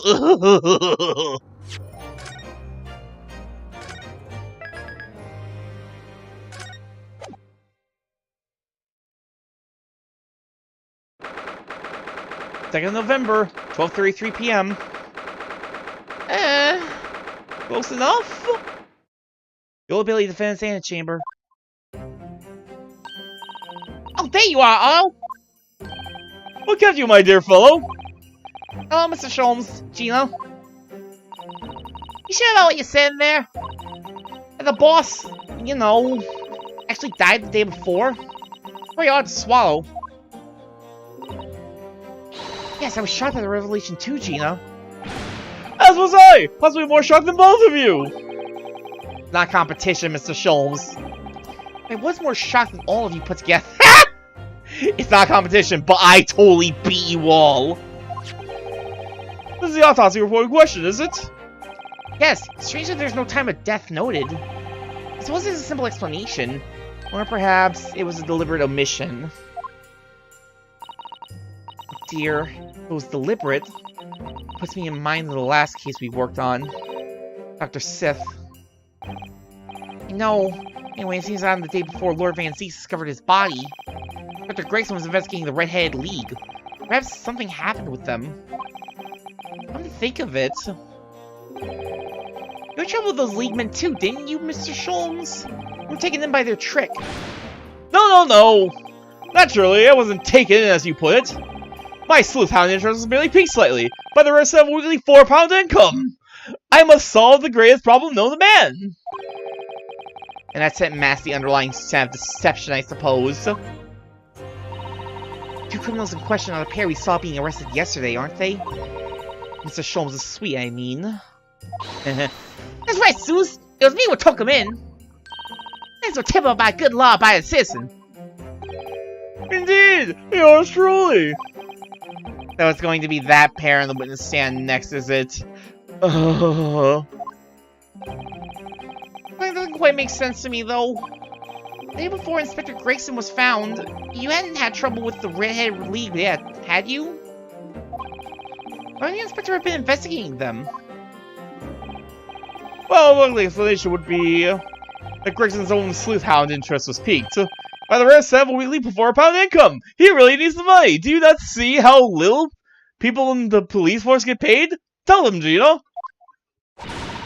Tom with the same brush as you, Sholmes! Don't mention my income either, Sholmes! Yes, well, then there's the whole issue of Inspector Gregson being investigated by Lord Van Zeeks for some reason. It's weird, because they, make this whole big point about, oh, the Notice Board is full of the Reaper's previous victims. But also, here's stuff about the Redhead League. Random Redhead League thing on the board. Reaper, the Redhead League, Inspector Gregson, Lord Van Zeeks, and Kazuma. It feels like you knew me to write at this point somehow. Gosh, I think you're right. What's he really trying to achieve here today? All the answers will soon be revealed. Observe the time, my dear fellow. This recess will be over very shortly. Yes, you're right. Kazuma was determined that he should be the one to prosecute this trial. And he was determined that I should take the defense. So what is it that he's hoping to make me see, I wonder? I have a feeling we're a long way from the end of this trial yet. It's almost like it's the first trial of case 4. It's not even case 5. I said before, I'll say it again. It's so weird. This feels very much like a case 5 case. So why is it only case 4? Are you ready then, Mr. Sato? Yes. I'm wondering what the hell is in store for case 5. If, this case 5-ass case is not case 5. Like in November, 1 p.m., the Old Bailey courtroom. Only, 12 hours and 2 minutes off. Close enough, really. In the name of Her Majesty the Queen, I hereby declare this court to be in session again. We resume the closed court hearing of Barrick Van Zeeks, here present, who stands accused of murder. Now then, Prosecutor Osogi. My lord. Have you summoned the witnesses as requested? Yes, 2 members of the Redhead League who plan and carry out the deception. They arrived not long ago from the local prison by police carriage. Very good. Bailiff, usher the 2 men into the courtroom. Yup. Oh. Somebody touch my spaghetti! These 2 men are currently being held by the police on suspicion of attempted extortion. You may omit your occupations, but state your names now for the court. I am Fabian de Rousseau, A descendant of the Great de Rousseau family from Nice in France. Nice? And my name is Peppino de Rousseau. Peppino! Damn! Go back to your tower! Oh no, these redheads! I can already tell. Oh, I already knew when I first saw them, they're gonna be a hell of a pair. That confirms it. Hey, the huge son of the great Familia del Rosé, the landowners from Napoli. These, at best, I'm expecting at absolute best, knockoff brand Skulkin Brothers. Two men first became acquainted at a boarding school for European nobility. Shows who graduate from Temsik as the future leaders of Europe. Temsik! Damn! We had to get that Ghost Trick reference in there. But do you have any idea how boring it is to be born with noble blood?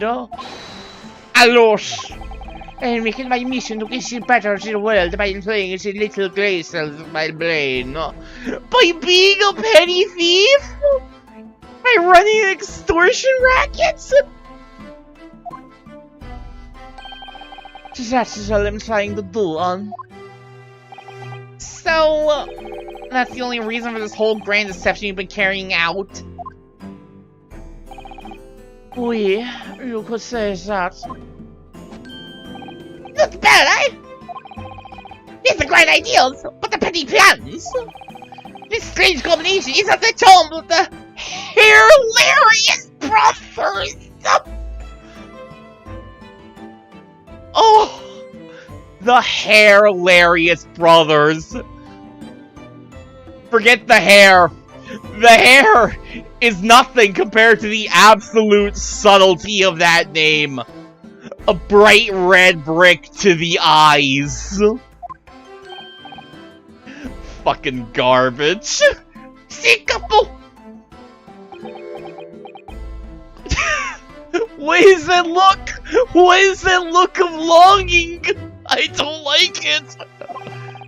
Listen to me, Peppino. I have two things to say to you. One, go back to your tower.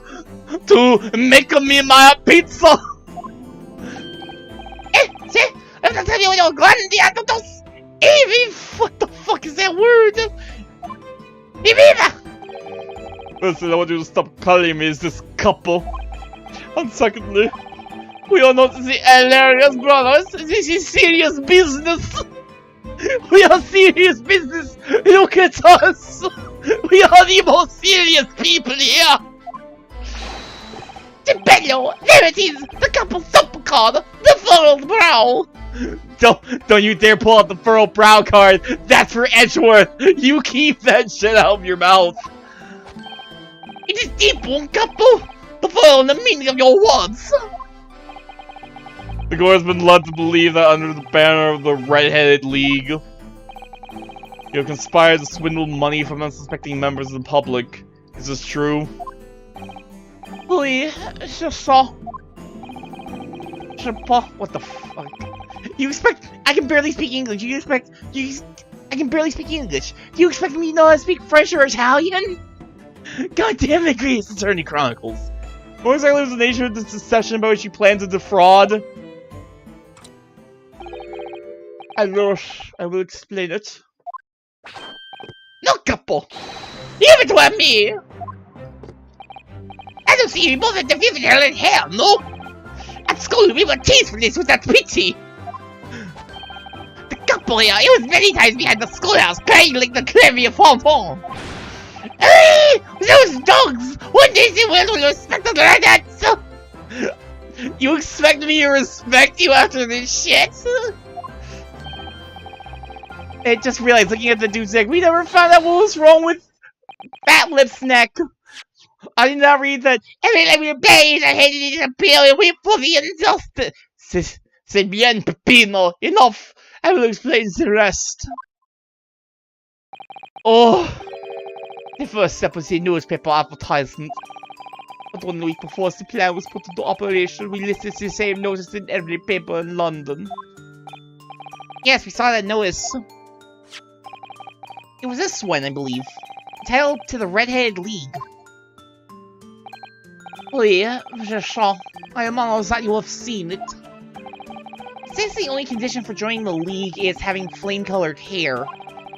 Now, if you satisfy the interview panel or admit into the league, you could receive a weekly income of £4. They specify red-headed hopefuls gathered in droves at park specified in the advertisement. From each person present, this pair took an application fee of 5 shillings. Damn! You could have taken a ride on carriage with that money. How is the money to France? Is the plan most elegant, no? No, it was most dishonorable. I have 2 swords. I will cut both of you down. To be frank, I'm stunned anybody was foolish enough to be taken in by such an obvious trick. Who would be stupid enough to fall for this shit? What do you think, Sherlock Sholmes? I was described by one witness as choked with red-headed folk of the coaster's orange barrow. And the day in which all these men gathered to apply was the day before the victim was discovered. Crucially, these 2 men spoke face-to-face with every single person present that day. I have seen more red-headed people in one day than I will see in the rest of my life. So how did they get to Sholmes' place? See, and now every time I see the couples there, I feel sick to my stomach. I fucking hate my red hair now. Chop it off. Anyway, why have we been studying here today? Sorry? The date for our trailer was not until tomorrow, I was told. Naturally, neither of these men have been told any details about this trial. They've only been shown this photograph. Very good. So, Mr. De Rosso and De Rossi, God, you will now give your formal testimony for the court, and the subject of the gentleman pictured in this photograph.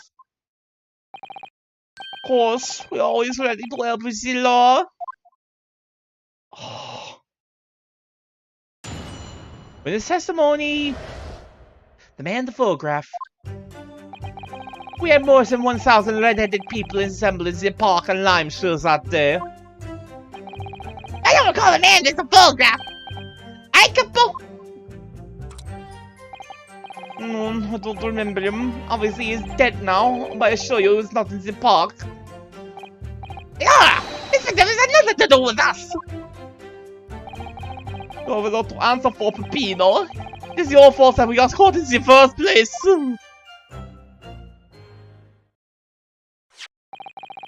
You've given sworn testimony that this man in the photograph was not present.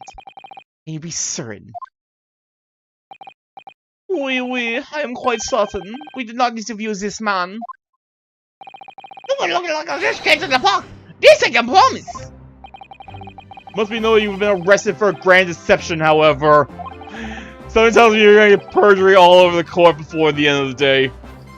Accordingly, this court has little confidence in your assurances. So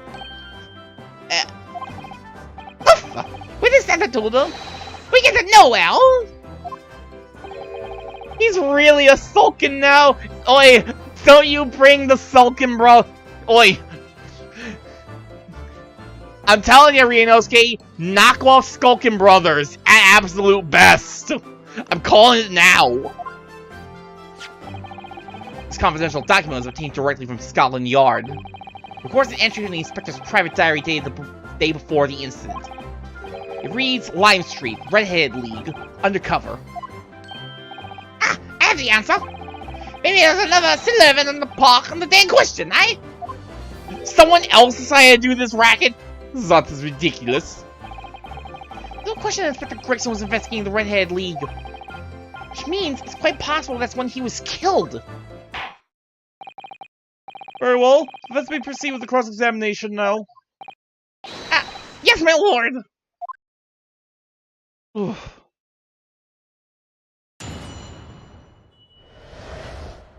Oh.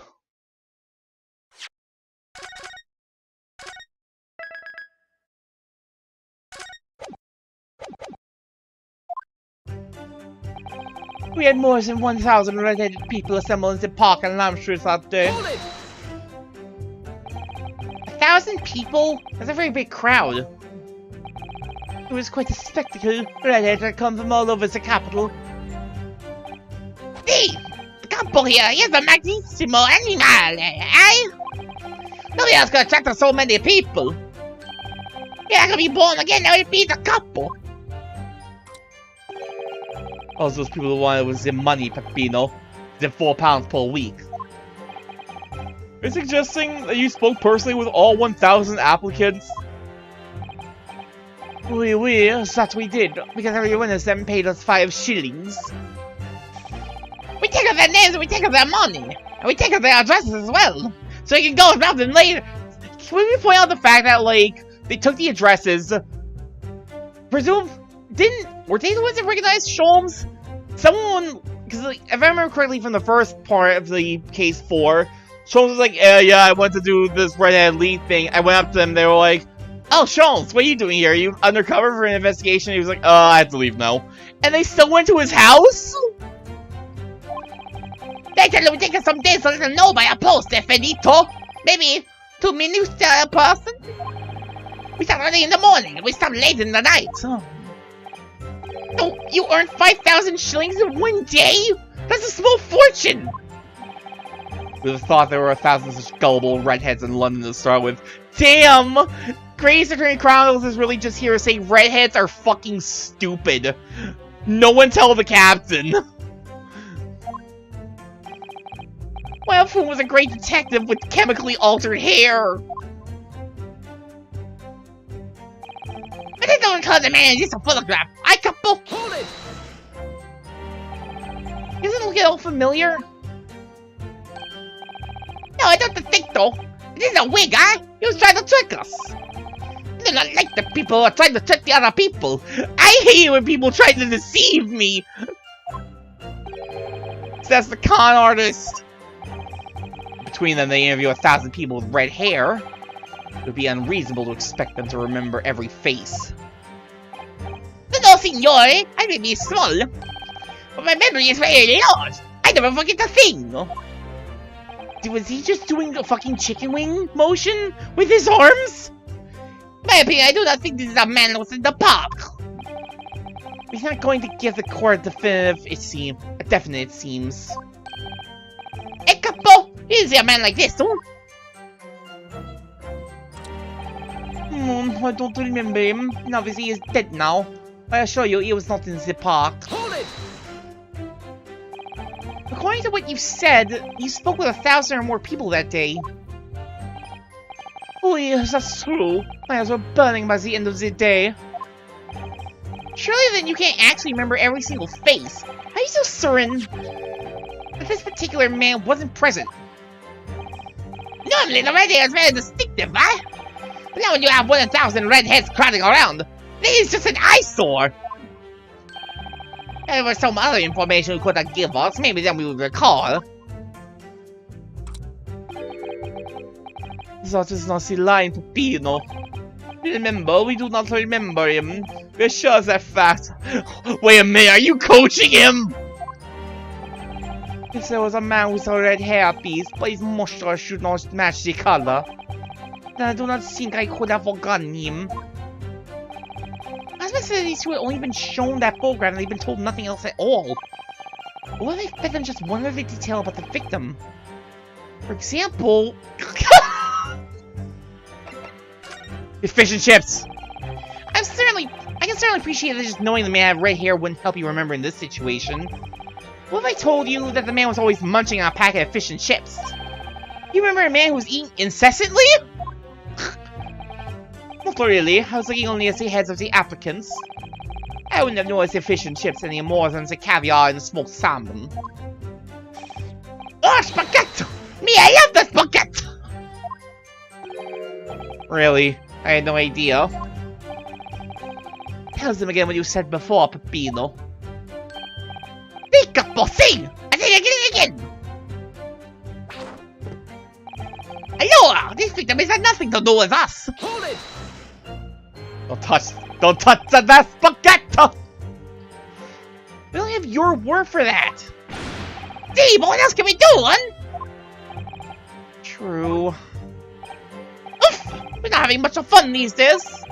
First we are arrested, then we are shown the horrible picture of a dead man. Then you question every single thing we say. We are the victims here. Ay, capo. No, you were caught carrying out a plot to swindle hundreds of innocent people. It sounds like you did swindle hundreds of innocent people. You don't bring that up, eh? It's not fair. Ay, capo. You have a lot to answer for, Peppino. It's your fault that we got caught in the first place. Hold it! What do you mean by that? Follow! You promised not to say! I capo! After we had taken all the monies that day, we should have left the country. That was my plan. I left the purchasing of the tickets for the ferry to Dunkirk to my companion here. But he bought them for the wrong day. Oops. Criminal masterminds. See, but it's easy mistake to make, oh? The first, the 31st. Oof! I have no sympathy for you! We were all deeply possible because of your stupidity. And only because of this that this so-called Great Red-Headed Detective caught us. Couple, you know what I think? This is the work of God. It's a holy punishment. God has come down to smite us! Pino, for the last time. This is not only punishment. This is only your fault. Ah! Don't blame God for your unholy mistakes! You are making me sick with anger! Maybe I make a mistake, but instead to eat the pasta, no one is a fuss! Oh! I may be fucking stupid, but at least I can eat it at the pasta! And I've seen the evidence. They haven't told us much we didn't already know. What do you think, Mr. Naruto? Well, if it was in the inspector's diary, it seems likely he must have gone to Lime Street that day. Yet these two both claim they didn't see him. I have to say, they don't appear to be telling lies. Well, they are experts in deception, don't forget. Saying plausible is their specialty. And maybe lying simply to avoid being implicated in this case as well. If they were truly experts in deception, they wouldn't have been caught. Well, yes, you do have a point there. It seems to me like we need more information. Definitely.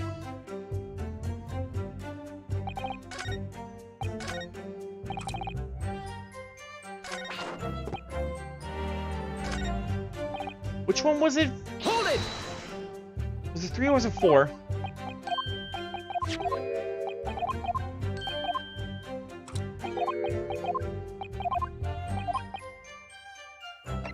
His name? You certainly appreciate that just knowing the man with red hair wouldn't help you remember this situation. What if I told you that the man's name was Gregson? The man's a photograph of Monsieur Gregson. Yes! Names are boring! I did not listen to any of them. Oh.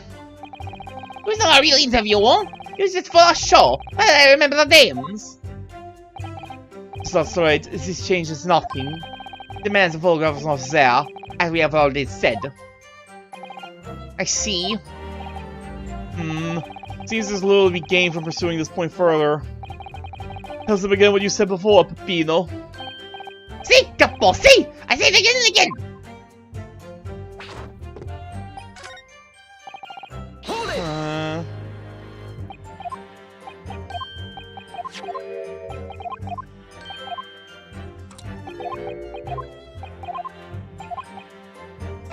His profession? I certainly appreciate that just knowing the man with red hair wouldn't help you remember in this situation. What if I told you that the man in the red hair piece was actually a detective? The man's a photograph, a detective. Yes! It appears he found your nose in the paper suspicious and decided to investigate incognito. Sorry, but this changes nothing. Oh? No detective came to the park. I am certain of that. I see. In any case, instead of a man coming incognito, you wouldn't have just said, I am the detective, you would he? Well, no, I suppose not. Sound logic, I must agree. Tell us again what you said before, Peppino. See, Capo, see! It's the best we move on. But what if I asked you again? Hold it!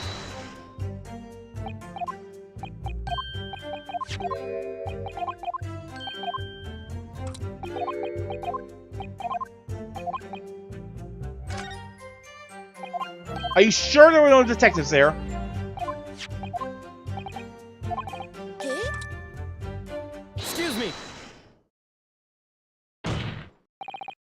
that, Mr. De Rossi? Blank stare. I am always having something. Parmesan, olive oil, pepper. Give me your Parmesan. What I mean is, did you not agree with your friend's last remark by any chance? What did he just say? What, the detective? Yes, that. Keep your mouth shut, Peppino. You have said enough already. But why, couple? What is the problem? There's a man who said, I am an inspector from Scotland Yard. What? Oh. That's not Sholmes. That's the thing I expected to catch him on. Also, I think, was that little gremlin standing on a box? Order! Order! It's like this both facing your testimony, witness. You simply, I was at the park, said to us that he was an inspector. There was no such man. What the? What are you saying, couple? Have you forgotten, I have forgotten nothing. Nobody likes these games with the park. Basta, couple, basta! You beat me on many things, but not two. The memory of no meals. Like I said, when it's time to eat up the pasta, no one is a faster. Well, you weren't sure to be in every other way, so shut up! Objection! I just really want to object to them.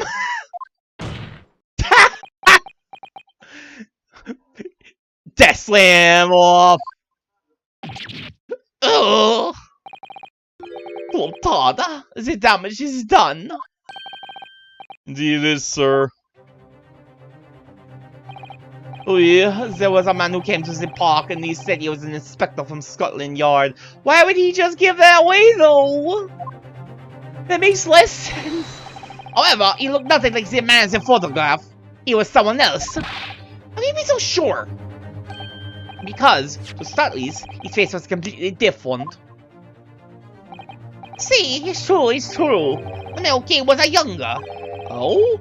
His face was clean shaven, his eyes were sadder, his chin was thinner. No resemblance whatsoever then. Anyway, I was not going to be fooled. I took the obvious precaution and said to him, if you really are a detective, show us the proof. Huh? They see, the couple here, he doesn't take on no nonsense, huh? He was well prepared. He said he had identification. Identification? You mean official police inspector's identification? That was most unconvincing. Sorry, my lord.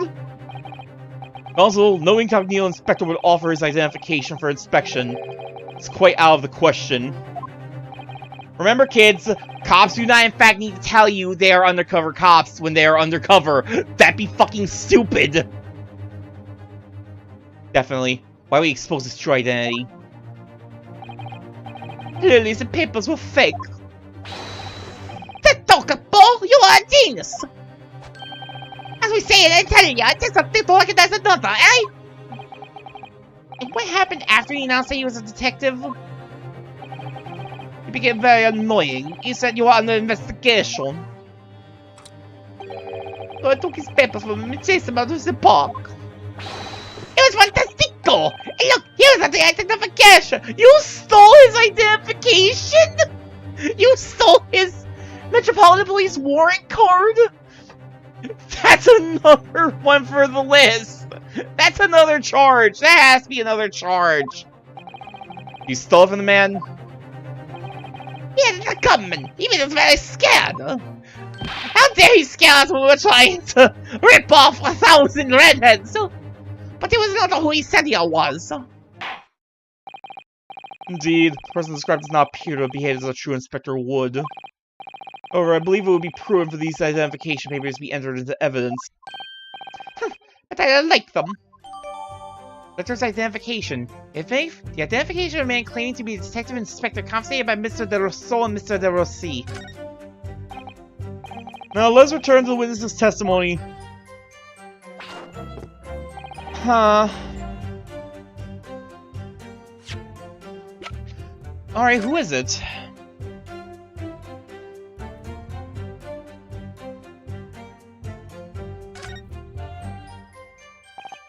Well, I suppose we should see what this inspector's identification looks like inside.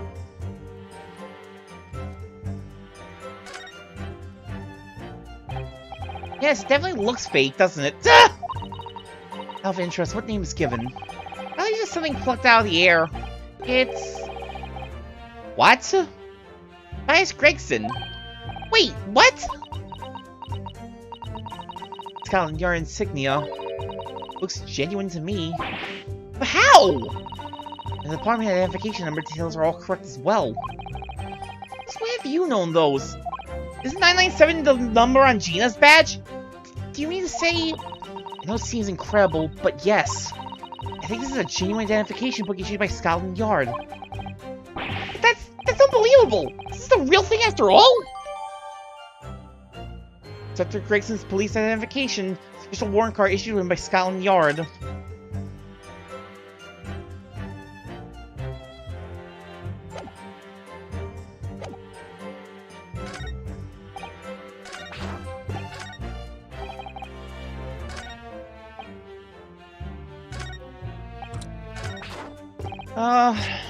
Victim has had nothing to do with us, but you guys' card? Objection. I wonder if I could ask you to examine this identification book very closely. Miss Lestrade? Why Miss Lestrade? What are your intentions here, Counsel? Is this really a fake or is it genuine? That's the question. Which we can't answer ourselves. Objection. Don't be ridiculous. No Scotland Yard detective would allow his or her identification to be stolen. Have to say her now because Gina, probably the only policewoman in Scotland Yard. Can I just say one thing that really bothers me about like Grace, about the sequel here compared to the first game? Like any characters that are not like the defense and the prosecution, whenever every single person that does like a holder or whatever that's not like Ryunosuke or Susao or the prosecution, they just don't get a voice line. That bothers me because after like reviewing like the first game, I noticed that like basically everybody who did a hold it had like an actual voice line for it. So, like everyone. Bish Strong Enough, the Eggman, Nash Skulkin. Every single one of them that was like hold it, they actually had like a person saying hold it. Meanwhile, in this game, it's like, yeah, no, if you're not a prosecutor, not a defender, not a lawyer, yeah, no, you don't get it. Even like Soseki Natsume busted out like an objection at the end of the second case of this game. No voice line. Why? What was it just that way in the Japanese version? Where like all the lines were voiced in the first game, but for some reason they cut back on it in the second? Because that can't just be a localization thing. These localizations happen at the same time. That is the bosses! No question about it! It can't be!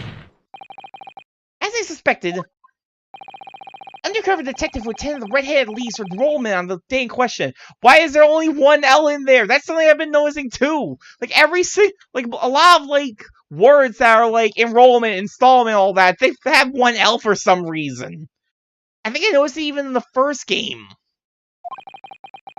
I think I noticed it in the first case of this game, when it was still in Japan. Was real Inspector Gregson carrying out an incognito investigation? Sutalus! Just completely fell on his ass. Order! Order! But if the boss has identification stolen, we'll report it straight away. I mean, he was always on me about it. If you lose something, report it at once, he'd say. It be then that the inspector was physically unable to report it? Huh? Physically, what are you saying? Unable to... You're not suggesting... Yes! It's quite possible he was killed before he had the chance to report his identification stolen. No! That'd be a pretty lame, like... murder, though, like... Pretty lame way to find out the murderers. Like, they killed him, they stole his identification badge, and they just held on to it. Order! Order! Order! Defense posits that the victim was killed the day before his body was discovered at a different location. Do you two have anything to say about that? So you can... I know nothing! I done nothing! I fucking hate that cry. Pull yourself together, Papino. Mondo, you could be a little more like a master criminal than that, no? No! Now we don't return to Italia!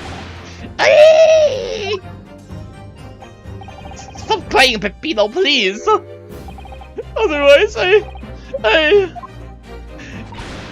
Mommy! Stop the wire and stop talking! Fucking crybabies! At least the Skulkin brothers have a bit more. Oh my god. The Skulkin brothers have more self-respect than you two. Well, I believe the colony here is storing considerably greater detail. I know nothing! I done nothing! But you will tell everything, or face the worst possible outcome.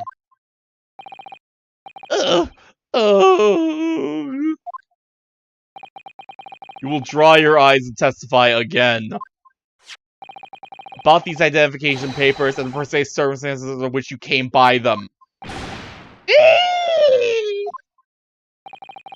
For crying out loud!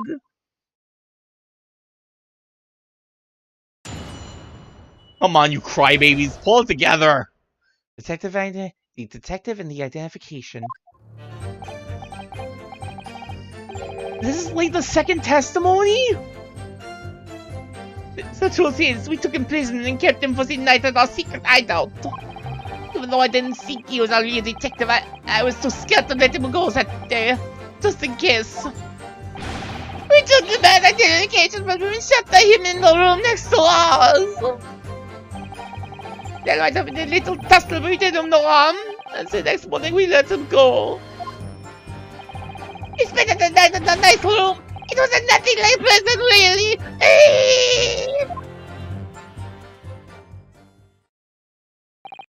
This is outrageous! You imprisoned the man! But no! See, no! It was not like a prison! He was a very comfortable and calm and happy. He was very happy to be locked up! He got better food from us than he got his normal day. Damn, you people need to pay him. I couple. It was never part of my plan, I swear it! Oof, so you think it was not my fault, eh? Just because I got the date of the failure wrong. I owe one little a day. I do not think it was your fault, Peppino. I know it. No. Por favor, capo. It's not unfair. You have plenty of time for squabbling back in the prison, gentlemen. Oh, I don't believe this. How could he have been a real detective? Also, the defense proceed with the cross-examination. The day before the incident, Gregson spent the night confined in his pair's hideout? They really made it sound like that, like, his face looks completely different. It's possible that they're right about it being a completely different guy, but he was just someone who was, like, running around with Gregson's papers?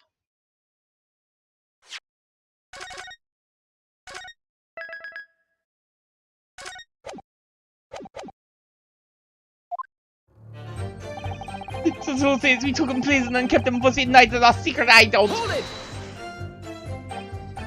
Do you realize what you're saying? You have to believe me. I never intended for that to happen. Never told the detective did not intend it either. I'm sure the detective did not intend to be taken prisoner. You think? But there was nothing else I could do. See? Nothing else. This wasn't the first crime for the couple. It was at the end of his wits. I told you before, Peppino, that is not the way to describe a criminal mastermind. What about this hideout of yours? No empty house behind the park on Lime Street. We ran the place for 2 days. It's an inspired idea by the couple here. Impulsive idea, I would say. No, not impulsive, inspired. I couple. What am I supposed to say to that old Peppino? It wasn't the house described you can find Inspector Gregson, was it? We got to remember, I was under the impression that he was a pretender, not a real inspector. That doesn't quite add up, though. If you didn't think that the man was a real inspector, there would have been no reason to take him prisoner, would there? Don't you alright? But we couldn't be completely certain. Even though I didn't think he was a real detective, I was too scared to let him go that day, just in case. Hold it! Too scared? Why? Because, why did he come to the park? We didn't know. There was a chance that he had seen through my plan. If that was not the case, he would go straight to the police station to blow the whistle on us. He was just a failing to be an inspector. He was up to no good, without the delta. I think most people would agree that you two are up to no good. Well, see, you may be right. I capo. The point is, we were not able to escape from England immediately. That is why we had no choice but to take the man prisoner. What I don't understand is why the inspector felt the need to show you his identification in the first place. Hey, I asked myself the same question. You're writing down the names and addresses of all the people who we took 5 shillings from that day. I don't know his name he said, but the address, it startled me. DC! Address Scotland Yard Homicide Division! What? Why are you put that as his address? Gregson just lives at Scotland Yard. What? I probably didn't like your face, Peppino. Anyway, I was not rude. I just politely asked him why he had said it.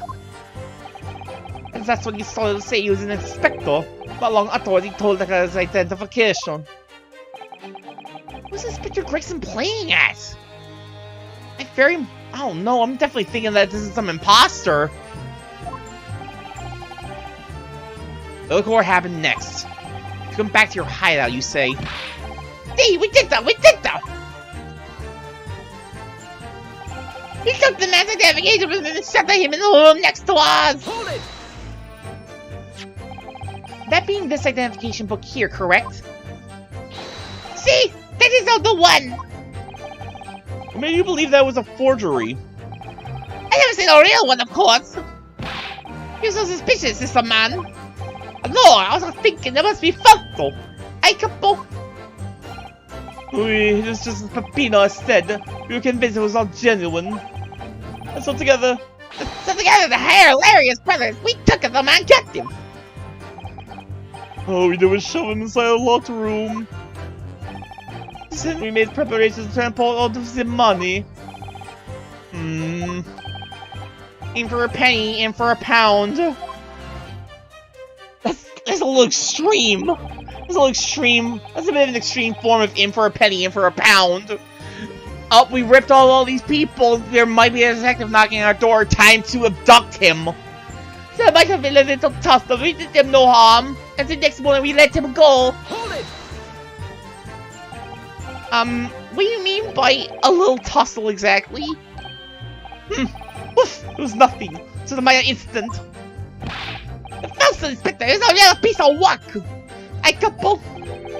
What happened? Oof, it was a disaster. We gave him a nice room, and what does he do? In the middle of the night, he tries to escape through the ventilator. Tries to get out through the vent? Are you telling me Inspector Gregson was venting? Can you blame him? It's just bien sure. And we caught him again. Can you blame us? Yes! Wait! You didn't shoot the man in your haste, did you? So, who do you think we are? Of course not! I think we caught hold of him again. Took him back to zero. Ha ha ha ha. There's really nothing more to it than that. The following morning, you let him go, you say? Correct. It was an amicable parting. There was no trouble. DC! We shook the hands and said let's do it again, huh? Now with a perjury here. He spent the night in a nice room. It was nothing like prison, really. Hold it! The crying's gonna be the death of my throat. That's bad, I have work tomorrow. The way the man's freedom! How could we make it sound you were still holding him prisoner? If you say that, let's say this! There's something that takes away off of you, too! The lack of our money! Everyone's gotta deal with that! It sucks! We are the prisoners as well! All of us! Every single one of us in this world! Huh? The money and the freedom! This is the truth! It makes me mad! It makes me sad! What can we do other than fleece 1,000 redheads for money? Well... If you feel so disenfranchised, take money to court.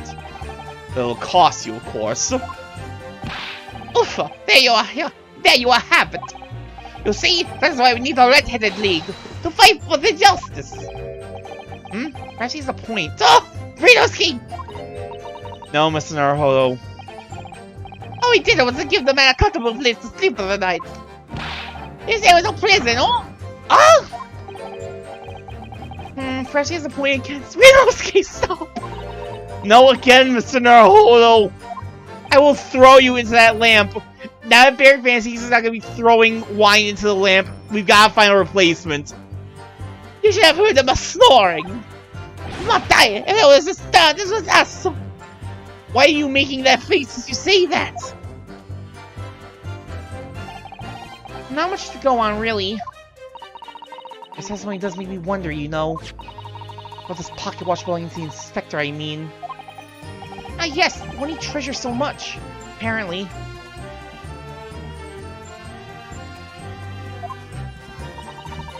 He was confined but not restrained, as the witnesses are implying.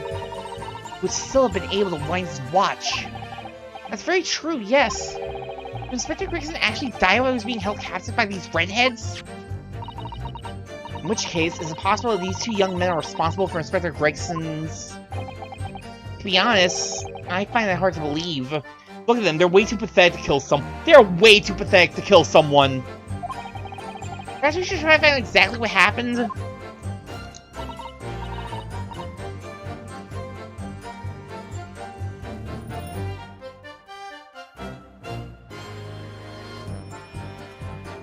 Sorry, I thought I heard something. Totally thought I heard someone. I was like, someone up? But no, I think that was just my chair. I think it might be time to get a new chair soon. Especially since one of the wheels kind of did break on it recently. Very wise, Mrs. Naruhodo, yes.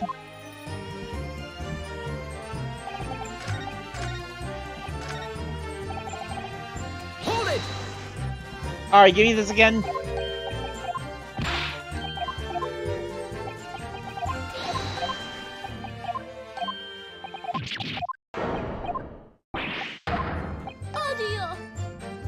Excuse me. Mr. De Rossi, is something wrong? Hey! Me? Like Mr. De Rosso just said seemed to make you, well, it seemed to make you act even more strangely than usual. That's impressive. What was that all about? Well, no, it doesn't exist. You don't want to have the cup to you, believe me. I speak from personal experience. Personal experience? But it's not Pepino. There's no need to say more. Who this? The night before we put the red-headed league plan into action, I was scared. It was not a fan of the couple, but I tried to run away. Damn. You got this far and you still tried to pussy out. The shame you didn't manage it. The couple here. He came after me like it was a turbine, oh? He dragged me back to the house, kicking and screaming. I still have the bruises to prove it. I couple. Bruises, you say? Ah, you wanna see, you? You wanna see my fantastical bruises? Do I? I don't like the way you... I don't like how you look saying that. That's enough now, Pepino. No one wants to look at any part of it.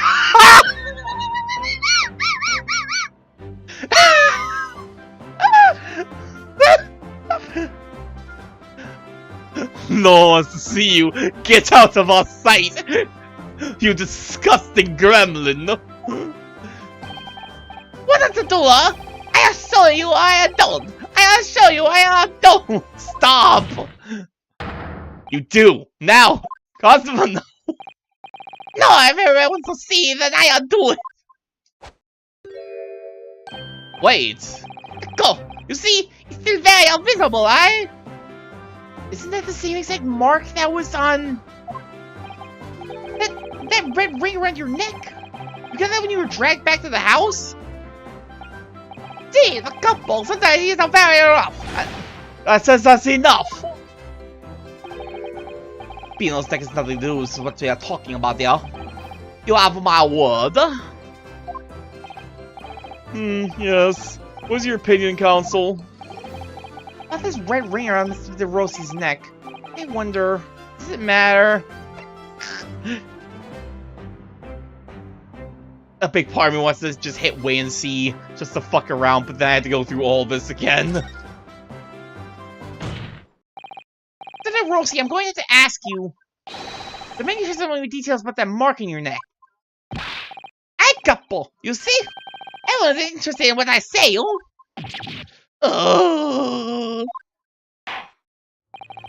Very well. You will amend your testimony as requested, Mr. DeRossi. Let's see if you really want to know. Really want her to know. He tried to escape, but the couple put the collar on him and dragged him back. Like what he did that to me, see? Hold it! You can't present profiles. Are you saying that red mark was caused by... See, a big collar made from other leather. A leather collar? Is this true, Mr. DeRosso? What? We had still put on it when I was younger. It's a souvenir from that time with a very strong chain. Strong chain. You put that around your friend's neck? I'm sorry, I was so angry that he was leaving me alone. Treating him like a dog. Wow. You didn't have to try to change the leg of a better though, huh? You didn't have to try to learn again. You didn't do that with Inspector Gregson as well, did you? Because the people are equal now. It's the couple's your motive, eh? Motto, eh? It's starting to sound a lot more like a prison all of a sudden. The couple is a tough, but the couple is a rough. Oh, I shouldn't have done it. So, the following morning, when you released Spectre, he had a red ring around his neck, just like a me. Pino si fully pella. Leave it now. Now you know, huh? The couple here, you don't know what to take with him, eh? But the inspector is not so bad.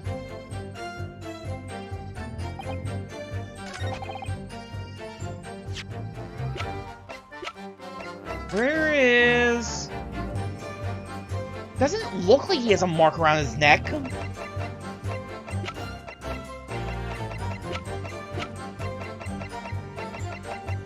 Objection! Okay, good.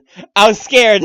I think that last case scarred me a little bit. I was like, I feel like this is what I need to present, but is this the right place to present it? 'Cause I feel like there was a lot of, like, cases where, like, I knew what to present, but it was always, like, the wrong thing. The wrong, like, statement. I feel like that was a problem. the day before his body was discovered, Inspector Gregson was taken prisoner while working incognito. No, it was not like that. It was only a prison. It was an invitation to stay. It was only. However you describe it, there's one glaring inconsistency that remains. What inconsistency is this, Counsel? We're asked the court to look closely at this photograph of the victim, Inspector Gregson. You'll see there is no red ring visible around his neck. But that makes no sense. It was me who took the collar off the man in the morning. I saw the red bruises on his neck, just like I have. Even though the mark is still clearly visible on this witness's neck, you expect to see bruising in the victim who's put the collar more recently than Mr. DeRossi. Indeed, that's most peculiar. What we ever tell you, what? Huh? We say this from the beginning, many times. Peppino is right. The man in the photograph. He is so indifferent in Mario Tetris at night! So it is an imposter. Very roundabout way, but... Order! Order! Order!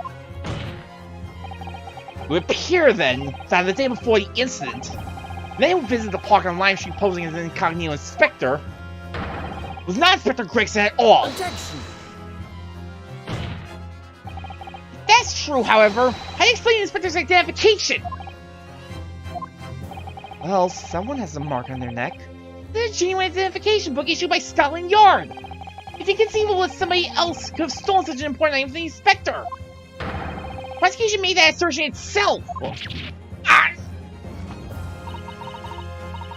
We also know the inspector had made a note about the red-headed lady in his diary for that day. Surely means we can't divorce the two events completely.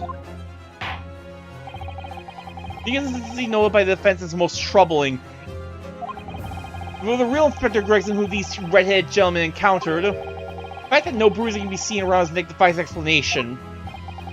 But equally, if they actually encounter an imposter, how did that person come to be in possession of the real inspector's identification?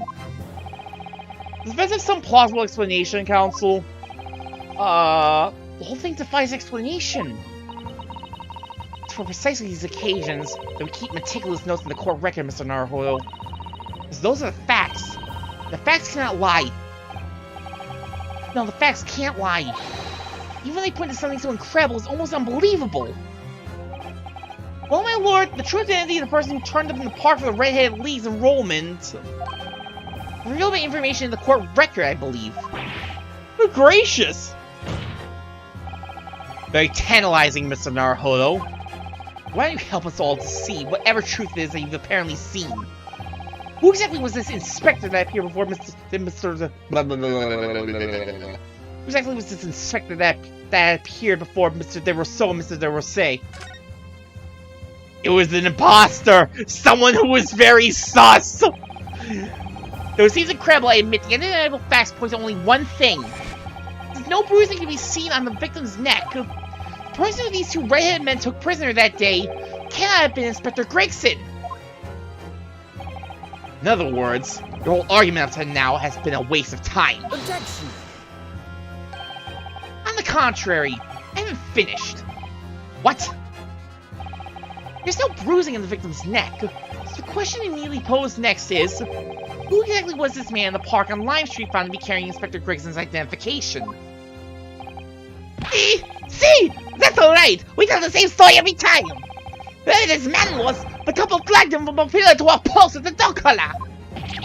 Mon Dieu, Peppino! I was also usher to sail! Who was it that the false inspector, eh? Who was he?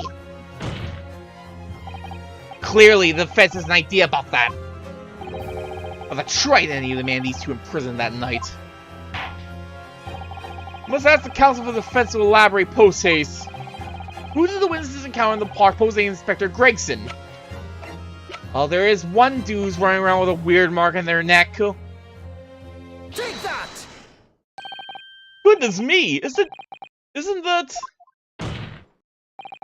One of the witnesses who was in the stand in this very courtroom earlier today. A nameless man whose only occupation appears to be peddling hearsay to passers-by. Objection! Is that like the shittiest or the best job in the world? You just get paid to, like, talk bullshit to people. And you expect them to, like, keep passing it on like a game of telephone. What on earth would a street seller be doing with a police inspector's identification papers? What is this? Is this the man or not? What has happened to his lip? Ah! See, this is a man stuck for the red-headed league, eh? He's looking for the twisted lip league, no? That's rather than making such a rash claim next time, you should bite your lip instead. It seems improbable, yes, but one undeniable fact remains. During his testimony earlier, I noticed something around the man's neck. A red ring of bruising. What? You didn't see it, Cosmo? God, again! Just like in the first case your powers of observation fucking suck! First demands that Mr. Gossip be brought back to the stand! Order! Order! Bailiff, bring the aforementioned witness back into the courtroom! Immediately!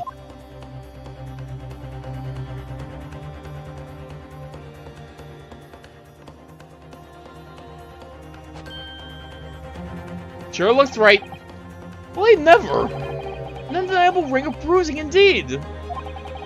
Identical to that of the witness beside him. Hey, what's going on here, eh? I've always had this me. It's a birthmark, isn't it? What? Birthmark, you say? It's the only reason you've been recalled to the stand has been explained to you. Hey, something about that inspector again? I'm telling you, you've got it all wrong as usual. You're denying all knowledge of it? Of course I am. You trying to tell all this nonsense there? Well, at least you'll have more stories to tell back on Fresno Street, won't you? You get to earn the money now. Now, we're going to need you to testify again. If you, Mr. De Rousseau and Mr. De Rosé, actually cooperate, won't you? Do we have any choice? You're a bigger trouble, I couple. It's quite enough dilatory chatter. Proceed with the testimony. Dilatory?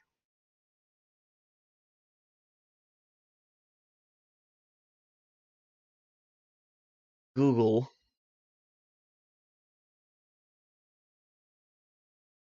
tell me the things. Let's see, dilatory definition. Slow to act.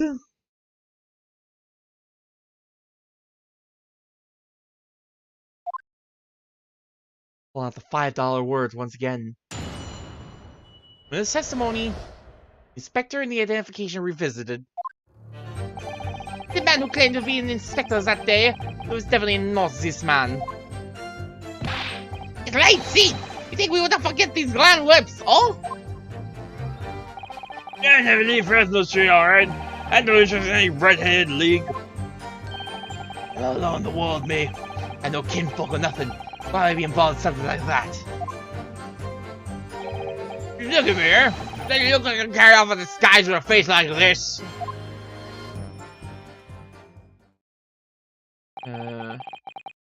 Certainly appear we have the wrong man.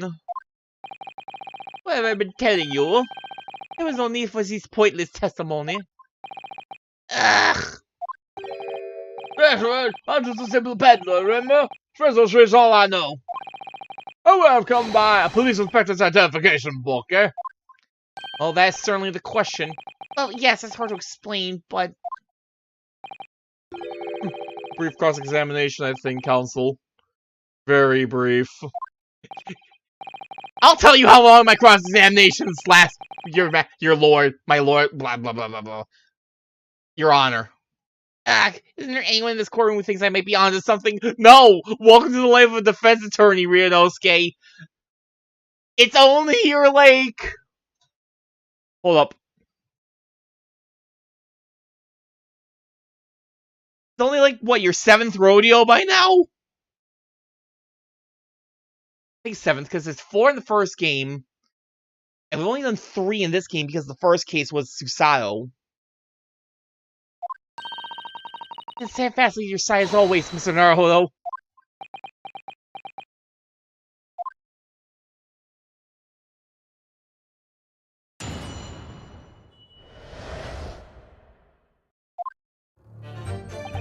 The man who claimed to be an inspector that day was definitely not this man. Hold it! Do you say? But how can you be quite so certain? There is no need to order hands on the death, monsieur. Surely the reason is obvious, no? Look, slamming desks is my entire thing, alright? It feels good. It feels good to slam desks and not do a weak slap. Because I had never before seen lips like this.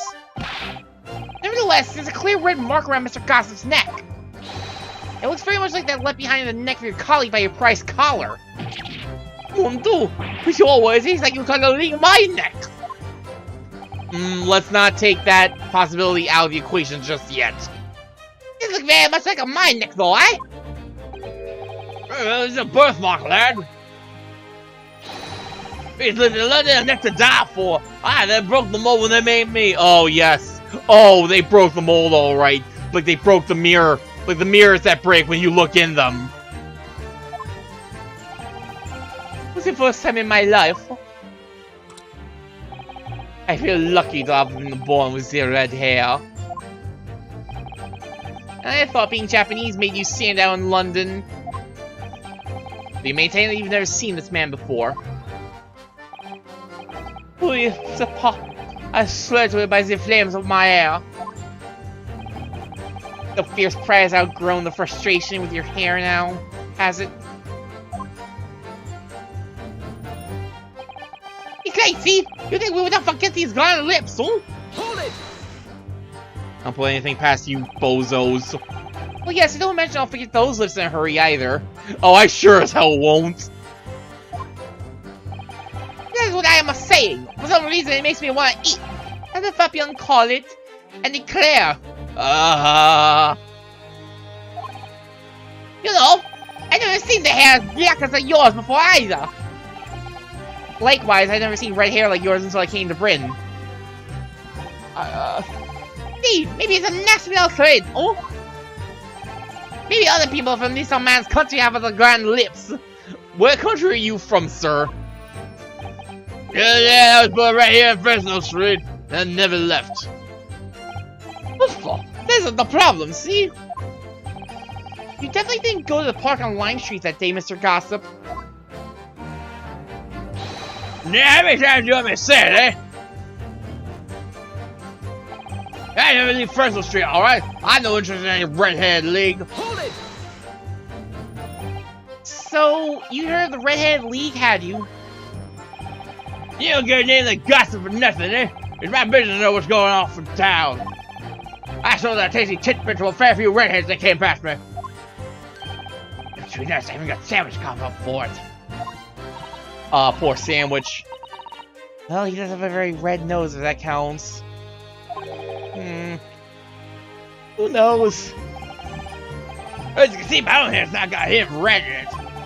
In any case, Fresno Street's my patch. You'll catch me signing up some other part of town. Is that so? No, sir, not lately. Oh, the Rousseau has something to say about that this time around. I see. As it happens, I so sad with that little tidbit about the Redhead League. He went and got some red paint from some Sandwich! God knows where, man. It's pretty nuts. You didn't have the guts to dug its head in it. Aw, damn. Poor Sandwich got so far, he still couldn't do it. I'm all alone in the world, me. I don't keep folk or nothing. Why would I be involved in something like that? Hold it! You mean you have no family? No, not at all. I spend my days on Fresno Street, paying tidbits to passers-by.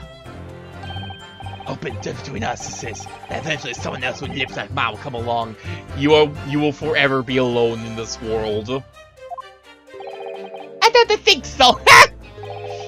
You will be alone in this world forever. You may be right. Anyway, that marking your neck is just too much of a coincidence for us to ignore. Well, what's a fella to do then, eh? If you don't believe me, we're an impasse. There's nothing I can do but flick my lip. God, I hate it! Stop that! Looks like I'm not going to get anywhere here unless I can produce some proof. You basically think I'm dressed and posed as some fancy inspector, aren't you? Well, it's beyond me how you think I can do that. Just look at me. Doesn't look like I can carry over the skies with a face like this. Hold it!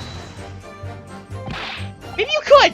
See, with a mustache! Or a beard to cover up that lip! Hey, perhaps. If I was going to stick some fake face on there to cover up this fine specimen. Fine specimen, we're calling it now. Hey, looking like his lordship over there, wouldn't I?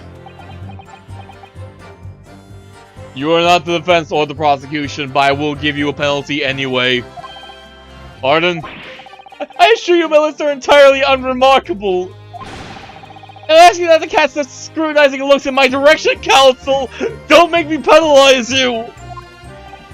Ah, sorry, my lord. My imagination got the better of me there. Well, Inspector Grayson did wear a mustache, of course. He could have had lips like that.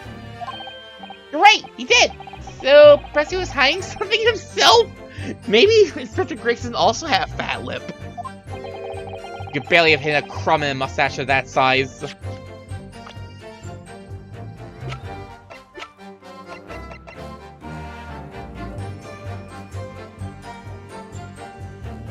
What do you think, Chad? Fat upper lip? Or something even worse? Anyways, the detective we spoke with had no fish in it at all. See, the couple is alright. He was a clean shaven. Certainly seems beyond the realms of possibility that the losers could have disguised themselves as the victim. Hey, it doesn't, it is! That's the extent of their testimony, is it? What's your feeling, Mr. Naruhodo? Well, what Mr. Gossip says is undeniable. It would be all but impossible to hide those lips with any form of disguise. Perhaps, yes, but nevertheless, the mark around his neck is equally undeniable. Identical to the one Mr. De Roside suffered. Yes, that's true. Why is this whole disguise idea just keep playing in my mind?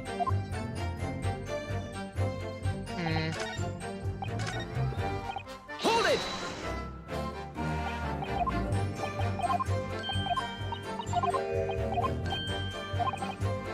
Is that so? What do you have to say to that, Frenchie? Excuse me. Mr. De Roside! Oh, oui? Can I help you? Mr. Gossip's words just now lead you to remember something relevant, perhaps?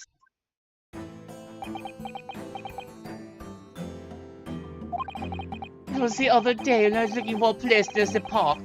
A small house or something. The headquarters of your red-headed league, yes. I visited an housing agent on Lime Street and there I saw him. This man was paying money to the agent. What? Mr. Gossip? With a housing agent? He can afford that? We. He had some kind of contract in his hand and they were clearly discussing terms. No, you're mistaken, Tim. I never let Fresno strip me, like I said before. You're mistaken me for someone else. Someone with the same face. No, the couple's right! I remember this too! He was paying the man with the banknotes! Notes? Like I said, that wasn't me. I was curious why this man with the dirty clothes had so much money. I looked at the name on the papers. Oh? And when it was written, Mr. Gossip. Really, Escape? No, this man, he lies. He tells you that he has a no name. But in fact, his name is like, You boon! oh, he's better than Mr. Gossip, I think, see? No! I'm a little tidbits of information, like I said, on Fresno Street, and that's that. I don't much like folk talking about my personal life. No, you don't get away with that! Indeed. Why are you letting him get away with that? It was not the intention of the court to invade the privacy of witnesses. Fuck privacy! His name is Hugh Boone! Very well, I shall respect your wishes, sir. The aforementioned name shall be redacted from all court records in this trial. No! So we no objections? I object! Objection! There! Good! Don't even need my input. I'm sorry, my lord, but the defense does object. His name just mentioned has a very deep significance to this case. Good gracious! Do you similarly object, Prosecutor Sogi? As it happens, my lord, that particular name has already been mentioned during today's proceedings. Damn. I can't believe the judge just completely forgot about it. I see even in the 1900s, the judge just does not remember shit. Why never? In what capacity? Judge. Hugh Boone. The name of the leaseholder of the room. Let me put this very simply. The victim's body was discovered in your rented room. I suggest, sir, you start talking. Well, alright. I suppose that might be the case, huh?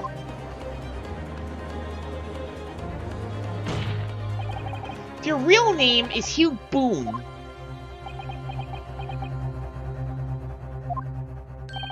That's just between us. I'd like to blow my own trumpet, but there's no fire peddler tidbits in town.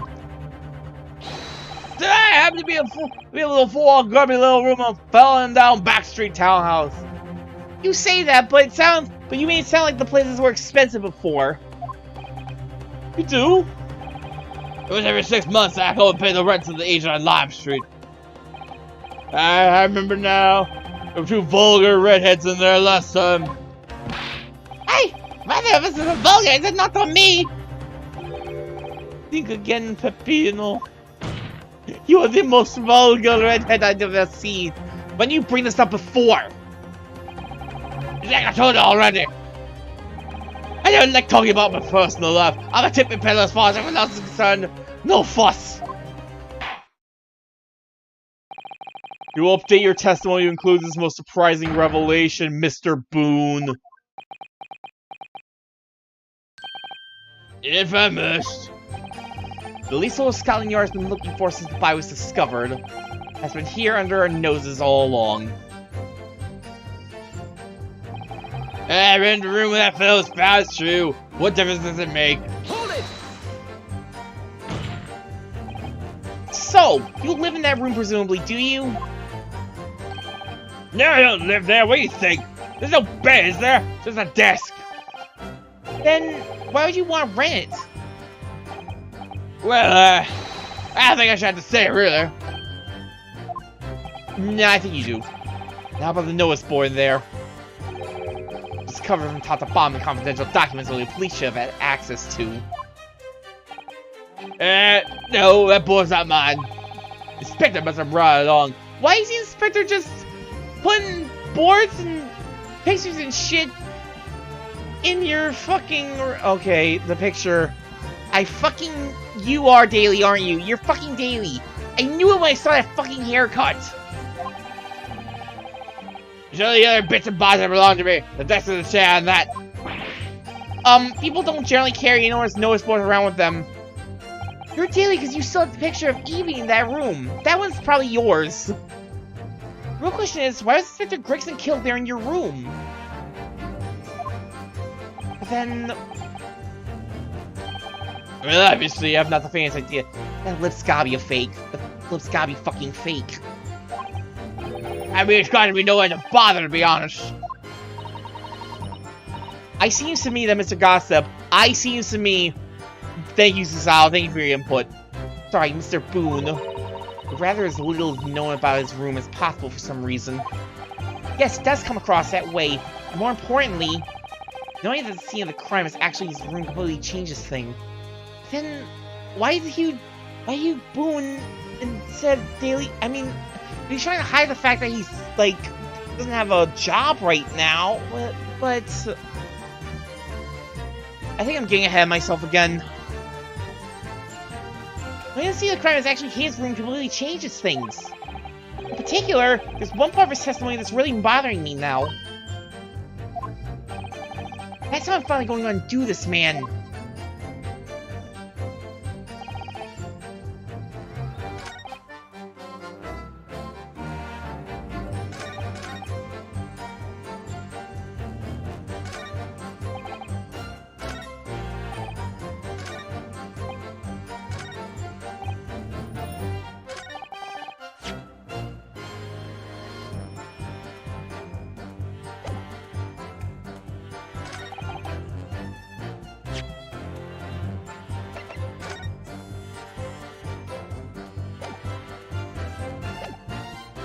It seems like even the nose isn't fit. I'm just...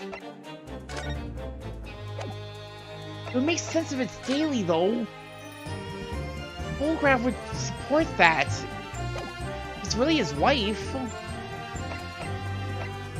Why would that picture be there otherwise?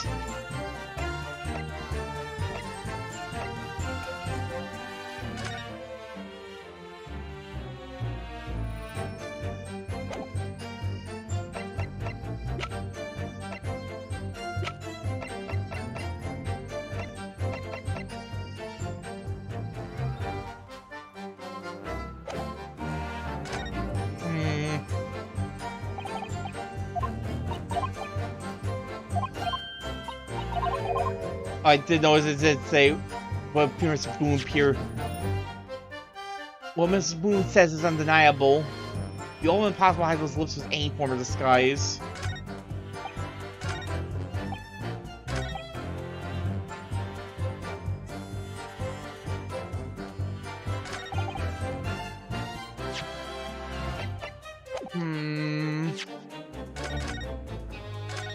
I'm not letting this go.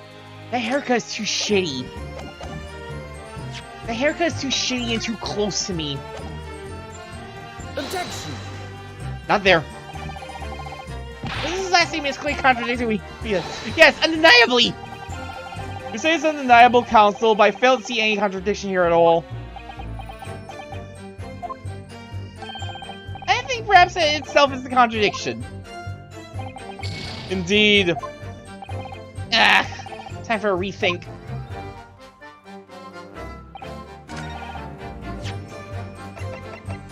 Objection! Okay, there we go.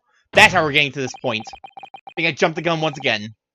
If you have no kinfolk, as you put it, explain why it is that among the sparse furnishings, we found this photograph in the room. I presume as you've been renting the room, that this photograph belongs to you, does it not? Oh, well... Mr. Boone, drop the pretense, and tell the court exactly who you really are! I don't know what you mean. I'm a peddler, I can tell you so. You really don't need to bother with me. Please, just leave it alone. As the man says, leave it alone. Whatever the truth is about this man's life has no bearing on this case. It is simply not possible you impersonate Inspector Gregson. Objection! How can you be so sure? Look at the man! No amount of disguise will ever hide those unmissable features. Objection! But what if we were to look at this the other way around? What do you mean? Yes, counsel, what do you mean? Well, there's no denying that Mr. Boone's lip is very prominent indeed. There's a possibility that this prominent lip is itself part of an elaborate disguise. And hiding that prominent feature, in other words, revealing his true face, would make an utterly impenetrable disguise. Wouldn't you agree, Mr. Hugh Boone? Or perhaps I should call you Daily Vigil?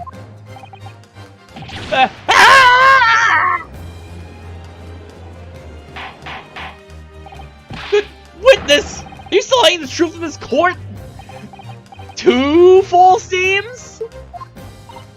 If that's a disguise, then underneath it, the true identity must be... Yes, that's right. There's really only one person you could really be. My lord, the fifth believes it can reveal Mr. Boone's true identity to the court.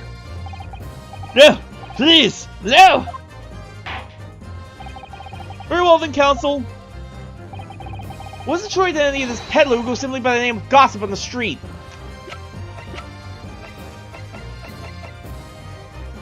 Take that! Need one hell of a double life here, Vigil. Real name is actually Mr. Vigil, isn't it? Mr. Daily Vigil. Yeah! I don't call that name, counsel. Who is this Mr. Vigil? The name I encountered yesterday, my lord. It has to do with a certain client, Mr. Herlock Sholmes. A young gentlewoman came to the detective asking him to locate her missing husband. The woman in this photograph, in fact. This is Mrs. Vigil. What? From what I understand, you haven't returned home since the night before the inspector was found dead. Of course, and that night, you were being held captive by the 2 red-headed League men. Last night, you were put up by the prosecution service in preparation for testifying in this trial. Because we've been led to believe that you, Miss Venus, and Mr. Sandwich were all homeless. Being important witnesses in this case, we needed to know where we could find you, of course. And that explains why you've not only been unable to return home, but also unable to contact your wife, who's been beside herself with worry waiting for you at the Vigil residence. Now you just hold on a minute. I had the first idea. What I'm talking about? Really? It's simple as a matter to confirm my suspicions. All you have to do is pull off the disguise. Pull the lips. Pull the stupid lips off his face. Rip his lips off. No, please! Bailiff, bring soap, a sponge, and a washbowl at once. Mr. De Rousseau, Mr. De Rousseau, you restrain the witness! Wait, my lord! Stay, my lord! Yo! Ah! No! Stop! Get off! Down!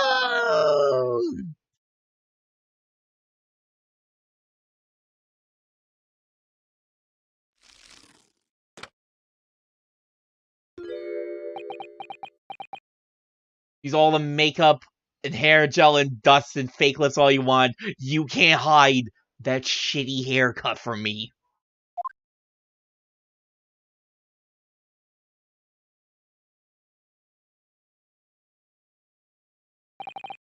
Well, you're now seeing your true features, I presume. Damn, they gave him a new suit and everything. Lift your head, sir. The court can see your face.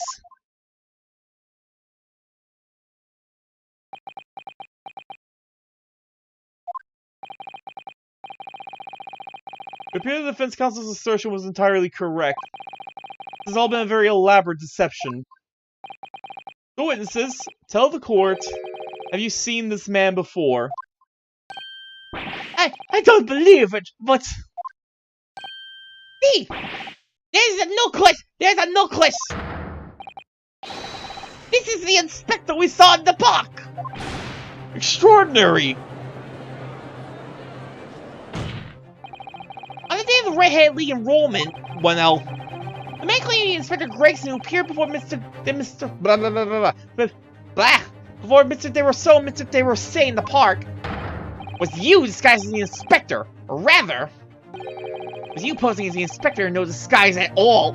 It really is ridiculous when you put it like that, but why then? The official was formerly employed as the chief warder at Barclay Prison. Chief Warder?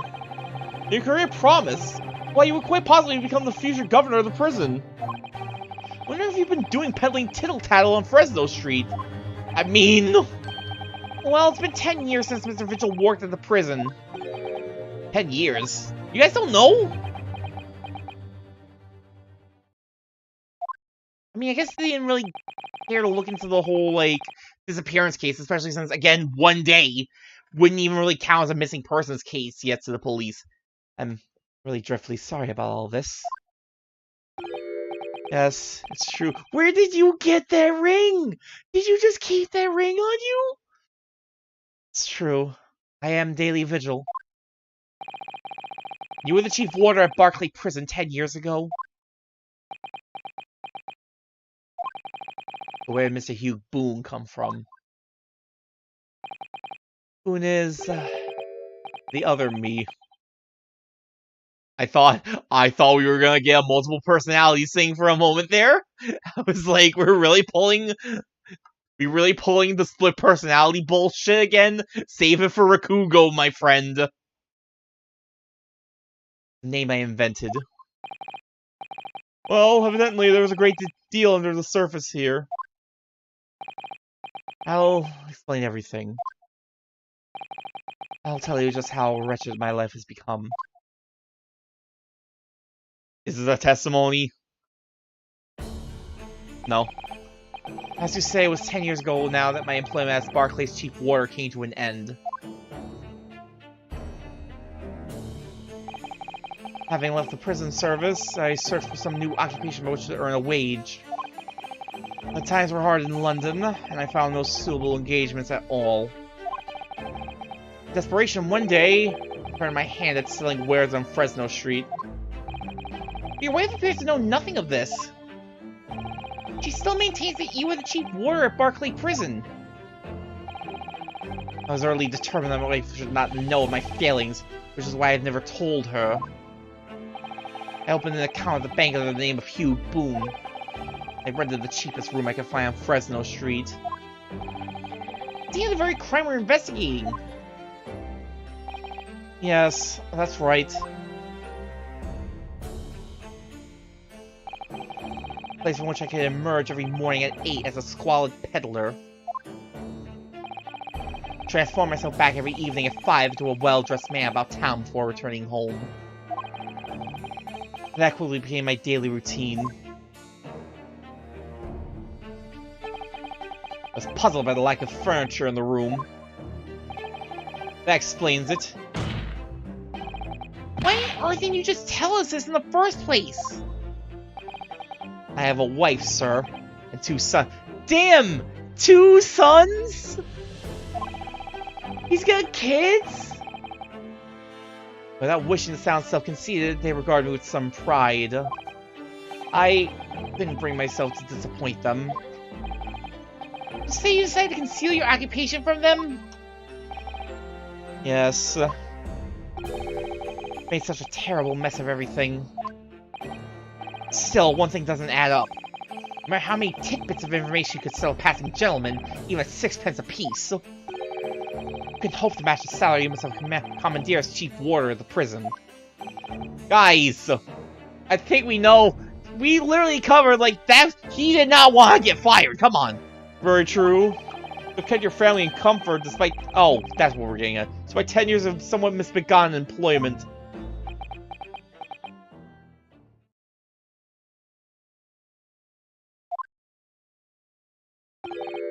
That was all thanks to Inspector Gregson. Oh? More personal connection? What? Inspector Gregson? What on earth? It was some years after I invented Boone and begun my other life as a street seller. The inspector, that is, recognized me one day. You mean to say Victor was an acquaintance of yours? Yo, did you become a police informant? Is that where we're going with this? I knew him from my time working at the prison. We saw what I'd become. He was deeply troubled for me and my family. From that day forward, he visited me on Fresno Street with increasing regularity. Then one day, he asked me if I would carry out a secret assignment for him. That's how he got... A secret? What was it? I was to... impersonate the inspector. He's literally doing, like, JoJo hand poses right now. Jeez. What? Impersonate him?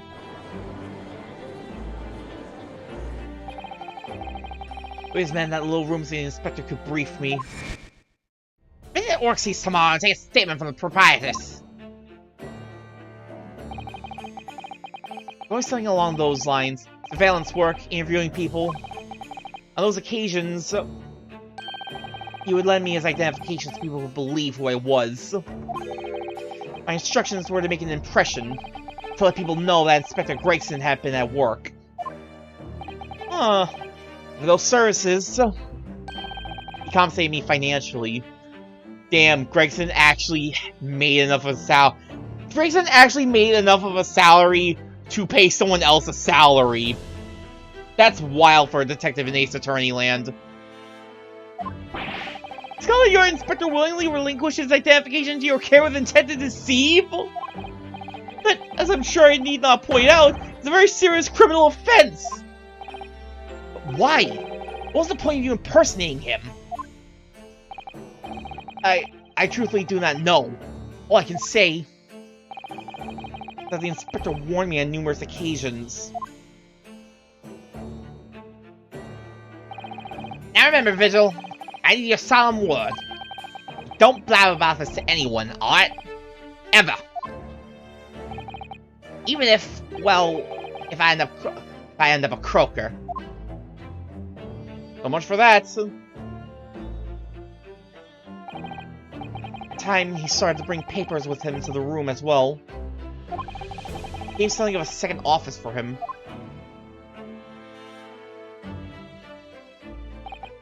No, in fact, the person who declared himself to be Inspector Gregson at the park on Lime Street was really... Yes, it was me, acting on the inspector's orders. As usual, I removed my boom disguise, and then went as instructed to the park under the inspector's identification book.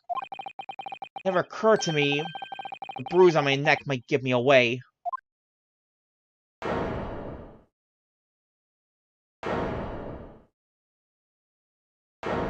But it sounds like there's absolutely no way he would kill Inspector Gregson, so...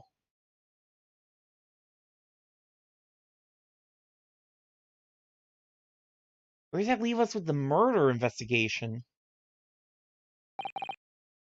Well... it would seem this confession completely destroys the defense's case. Yeah, there it is. Explain yourself, Prosecutor Sogi. I learned Fred's assertion was as follows. The victim was killed at another location the day before his corpse was discovered. The hands of these two red-headed league men when they impersonated the inspector.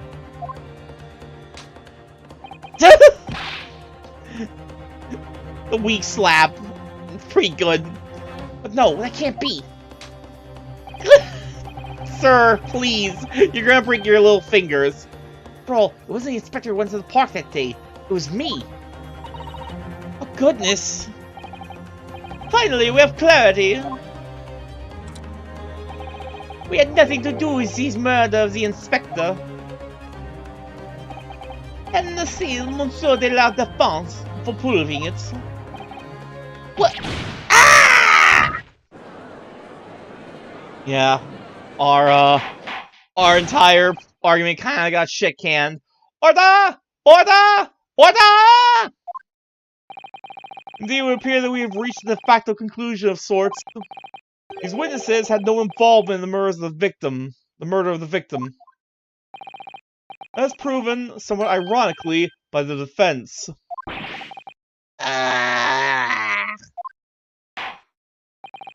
I hereby call an end to the cross-examination.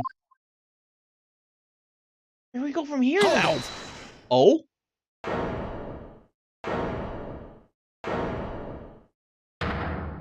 Kazuma? Pardon me, my lord, but with your permission, I would like to pose one further question to the witness. Kazuma? What question, counsel? Concerns the events of 10 years ago. I believe you have been present at a very significant execution that was carried out at the time. It's time for my personal quest. 10 years ago. The execution of the professor! Genshin Asogi! You have a debt to me, much like everyone has a debt to Genshin. Because they keep paying for his services. Some real scum of the earth shit. I want to know exactly what your involvement was. Oh! Answer me, man! One moment, counsel. Is this related to the current case? Naturally. This prosecution's belief that this case and the events of 10 years ago are inextricably linked. Does events concur, counsel? Kazuma! You're not yourself. You're not as calm and collected as usual. Oh, Kazuma-sama. No wonder he's acting this way. If it's just memories of what happened 10 years ago. What tell of Genshin Asogi's last moments? His own father. Genshin is really impacting Kazuma today. I told you before, I'm gonna say it again. I'm not gonna that's not gonna be the last time I make that dumbass joke. I know, I do understand that, but even so...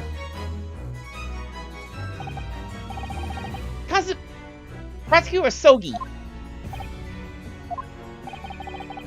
you genuinely believe that this question requires an answer in order to learn the truth behind Inspector Gregson's death? I need you to trust me. Please. Very well. The defense has no objection. I see. In that case, you will answer the question, witness. The truth is, I remember very little of that time. You've forgotten? Sorry to say, yes. I mean, it was 10 years ago. Still, that almost assuredly is what got you fired, wouldn't it? As I said, I resigned from my role at the prison 10 years ago.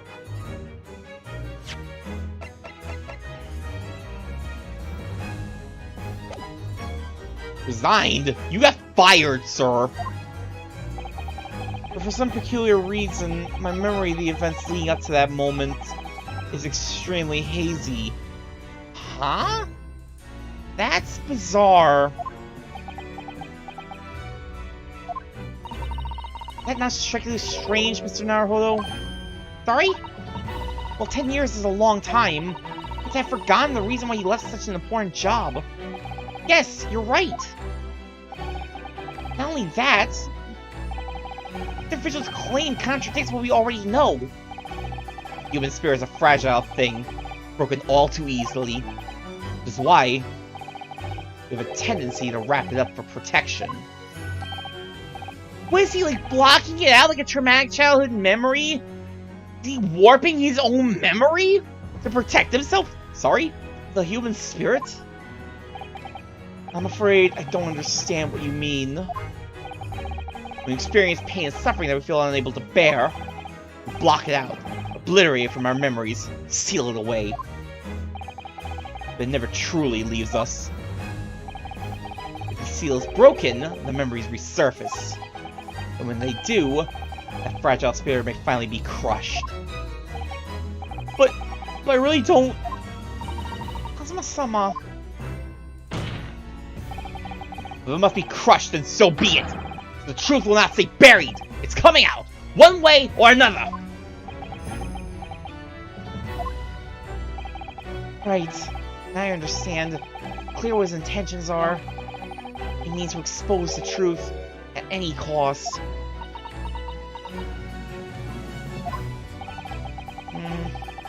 That's why I point out the contradiction of what Mr. Vigil claimed earlier. It might cost some crucial memories to return to him. But should I? Should I present the evidence or not? Moral decision? Nah. Could genuinely crush the man's spirit. I can't be responsible for that. I don't have the right. If we say no, is Kazuma gonna do it anyway? Kazuma-sama won't rest until he knows. And this is a court of law, where nothing is more sacred than the pursuit of the truth. Sounds right. I knew the risk when I took the decision to fight this trial. Whatever the consequences, I can't shy away from my responsibility now. Mr. Vigil, I'd like you to look at this. Evidence that clearly contradicts your version of events. Take that! You didn't resign, you got fired! Just a few moments ago, you made the following statement. I resigned from my role at the prison 10 years ago. Well, yes. In other words, claim to have left the post of chief warder of your own volition. Well, yes, of course. Why? Tell me. You remember seeing this document before? No, I don't. This is dismissal notice ordering the immediate termination of a prison staff member's employment. Dismissal notice? And the name of the notice is yours, Mr. Vigil. What? What? It's mine? You didn't resign from the prison service at all. For some reason, you were dismissed as chief warder from Barclay. No, there's been some mistake. I'm sure I tendered my resignation. Dismissal notice is nonsense. Oh? Isn't it's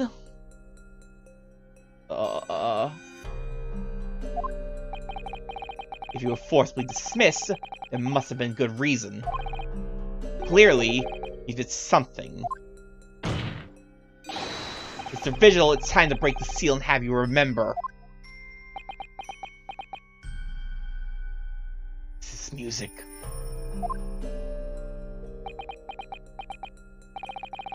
Going to the few remaining records, the final execution that you supervised was on 17th of June 10 years ago. And on that day, something very serious took place at Barclay Prison. 17th of June. Was that Professor's execution? Yes, sir. As you were the chief warder at the time, it stands to reason that you would have been present throughout the proceedings. It does sound familiar. And yet, the execution never took place.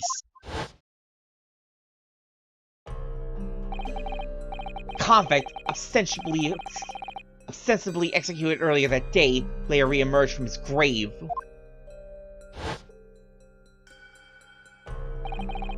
Convicts came back to life. The cemetery in the middle of the night. There was a witness. However, the witness claims that a moment after he saw the convict clambering out of his grave, gunshot rang out from over his shoulder. The bullet pierced the professor's chest, killing him instantly.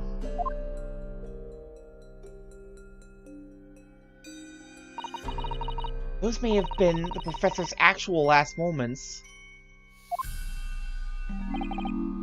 Yes. Seeing as you were in charge of overseeing executions at the time, you must know the truth about what really happened. In your head, somewhere deep down.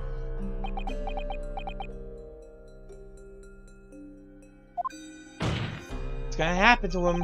Well, Chief Warder Daily Vigil, I know there are memories in your head that can explain what happened on the 17th of June 10 years ago. Now it's time for you to drag them up!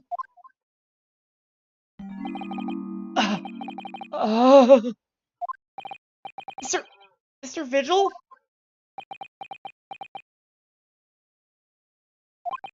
What's gonna happen? Yes. The whole prison. Complete chaos. Oh.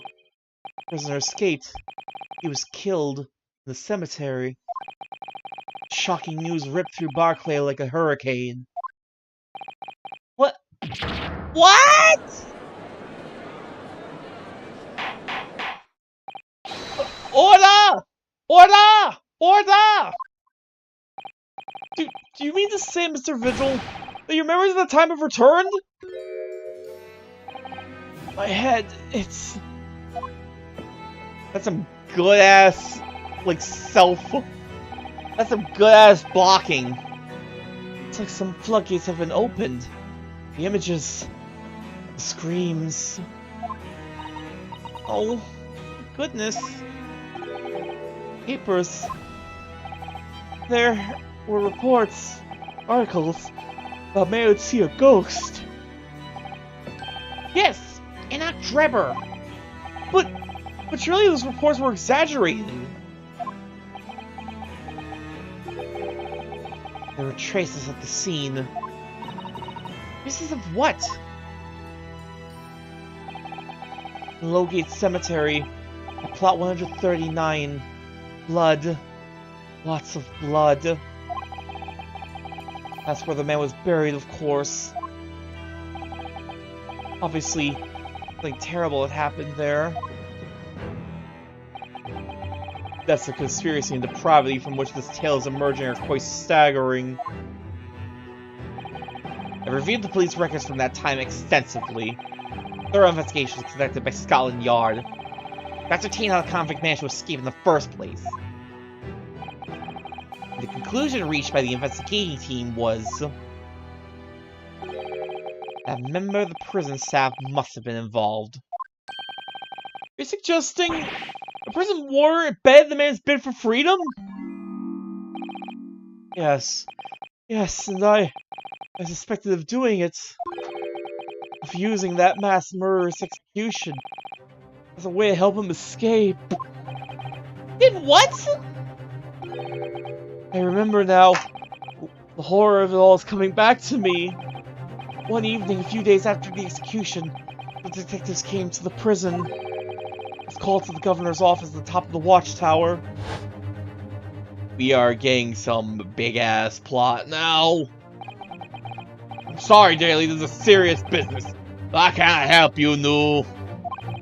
As Chief Warder, you are responsible for overseeing the execution of 4. Well, it seems the fellas in Scotland Yard want to have a few wee words with you about that. You better pack your things, laddie. You want to attend in person. As soon as he told me that, my mind just went completely blank. And the next thing I knew, the professor, the most hated killer in our country's history.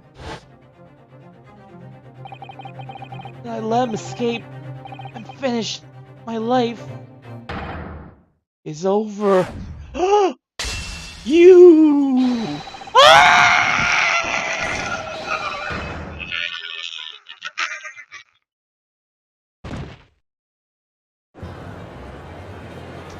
Well, What up? What up? Billy, visit Doctor at once!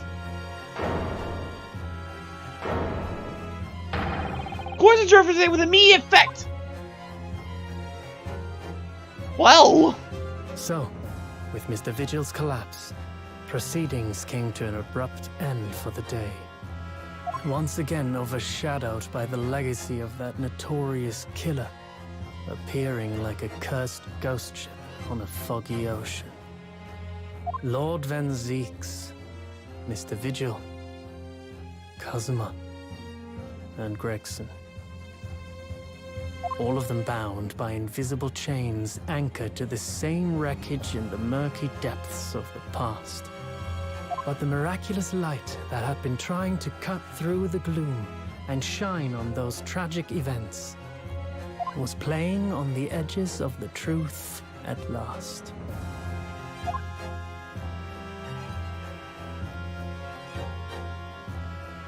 We continued.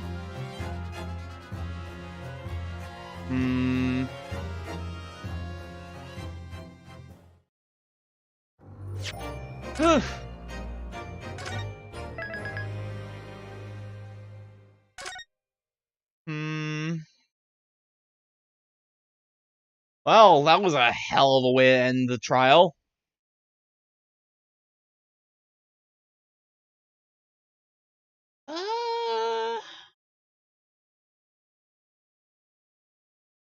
Like almost 3 a.m. I do have to work tomorrow, like afternoon, late afternoon, but still, I don't want to get super deep and I don't want to get deep into the investigation and stop at an awkward point. I think this is a more than good enough point to stop.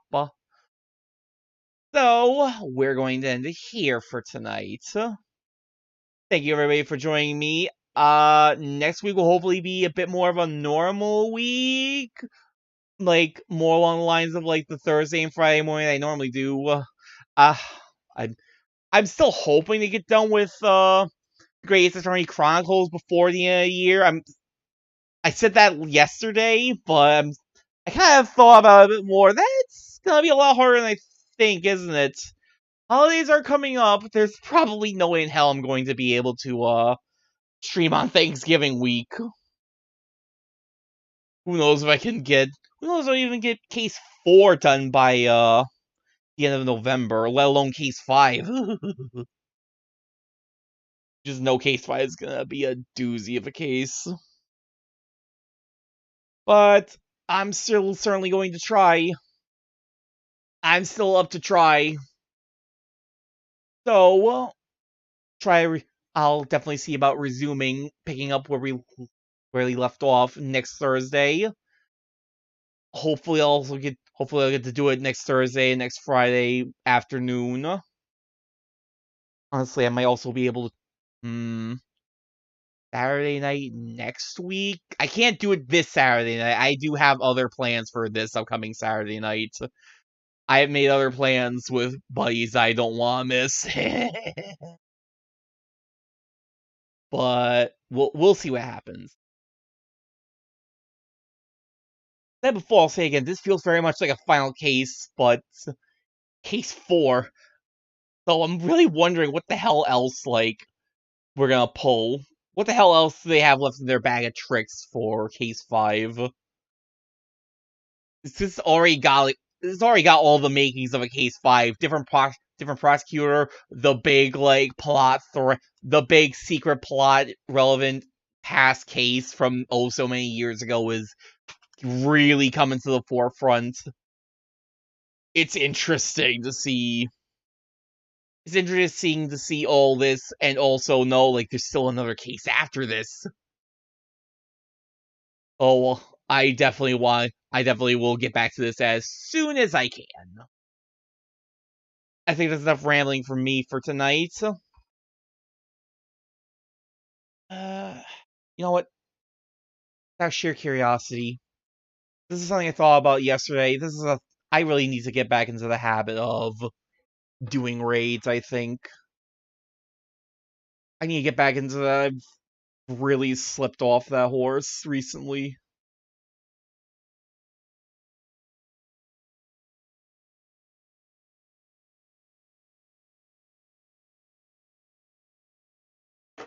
Anyone playing the Great Ace Attorney Chronicles right now?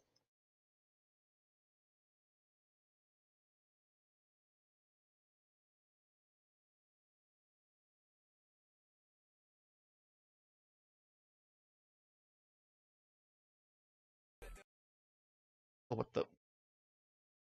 Oh, wait.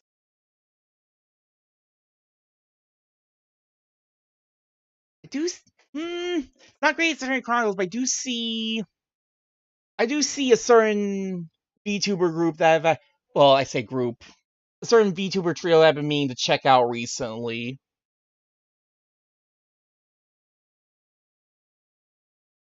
You know what, why not? I've been wanting to check them out recently.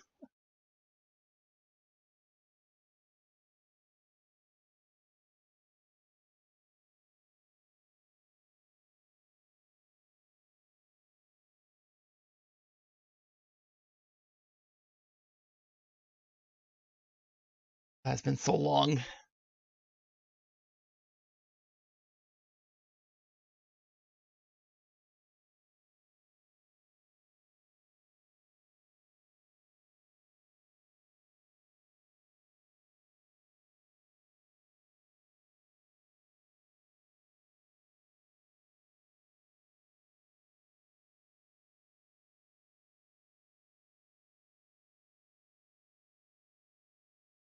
I think I'm typing that in right.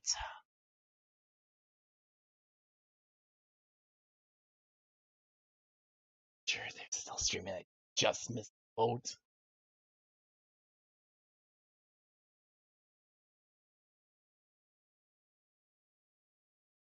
Yeah, I think I'm good. Okay, we are going to be rating Nova Swarm BT3. A VTuber trio of mech pilots that are based on insects. I believe it's like Spider Man, or it's okay, Spider Hornet, and also one of them is a Dragonfly or like based on, like, I guess that's the mechs. I want to say is what I remember reading. I've been meaning to check them out recently. I know they actually like wrote a story for the recent October VN Jam.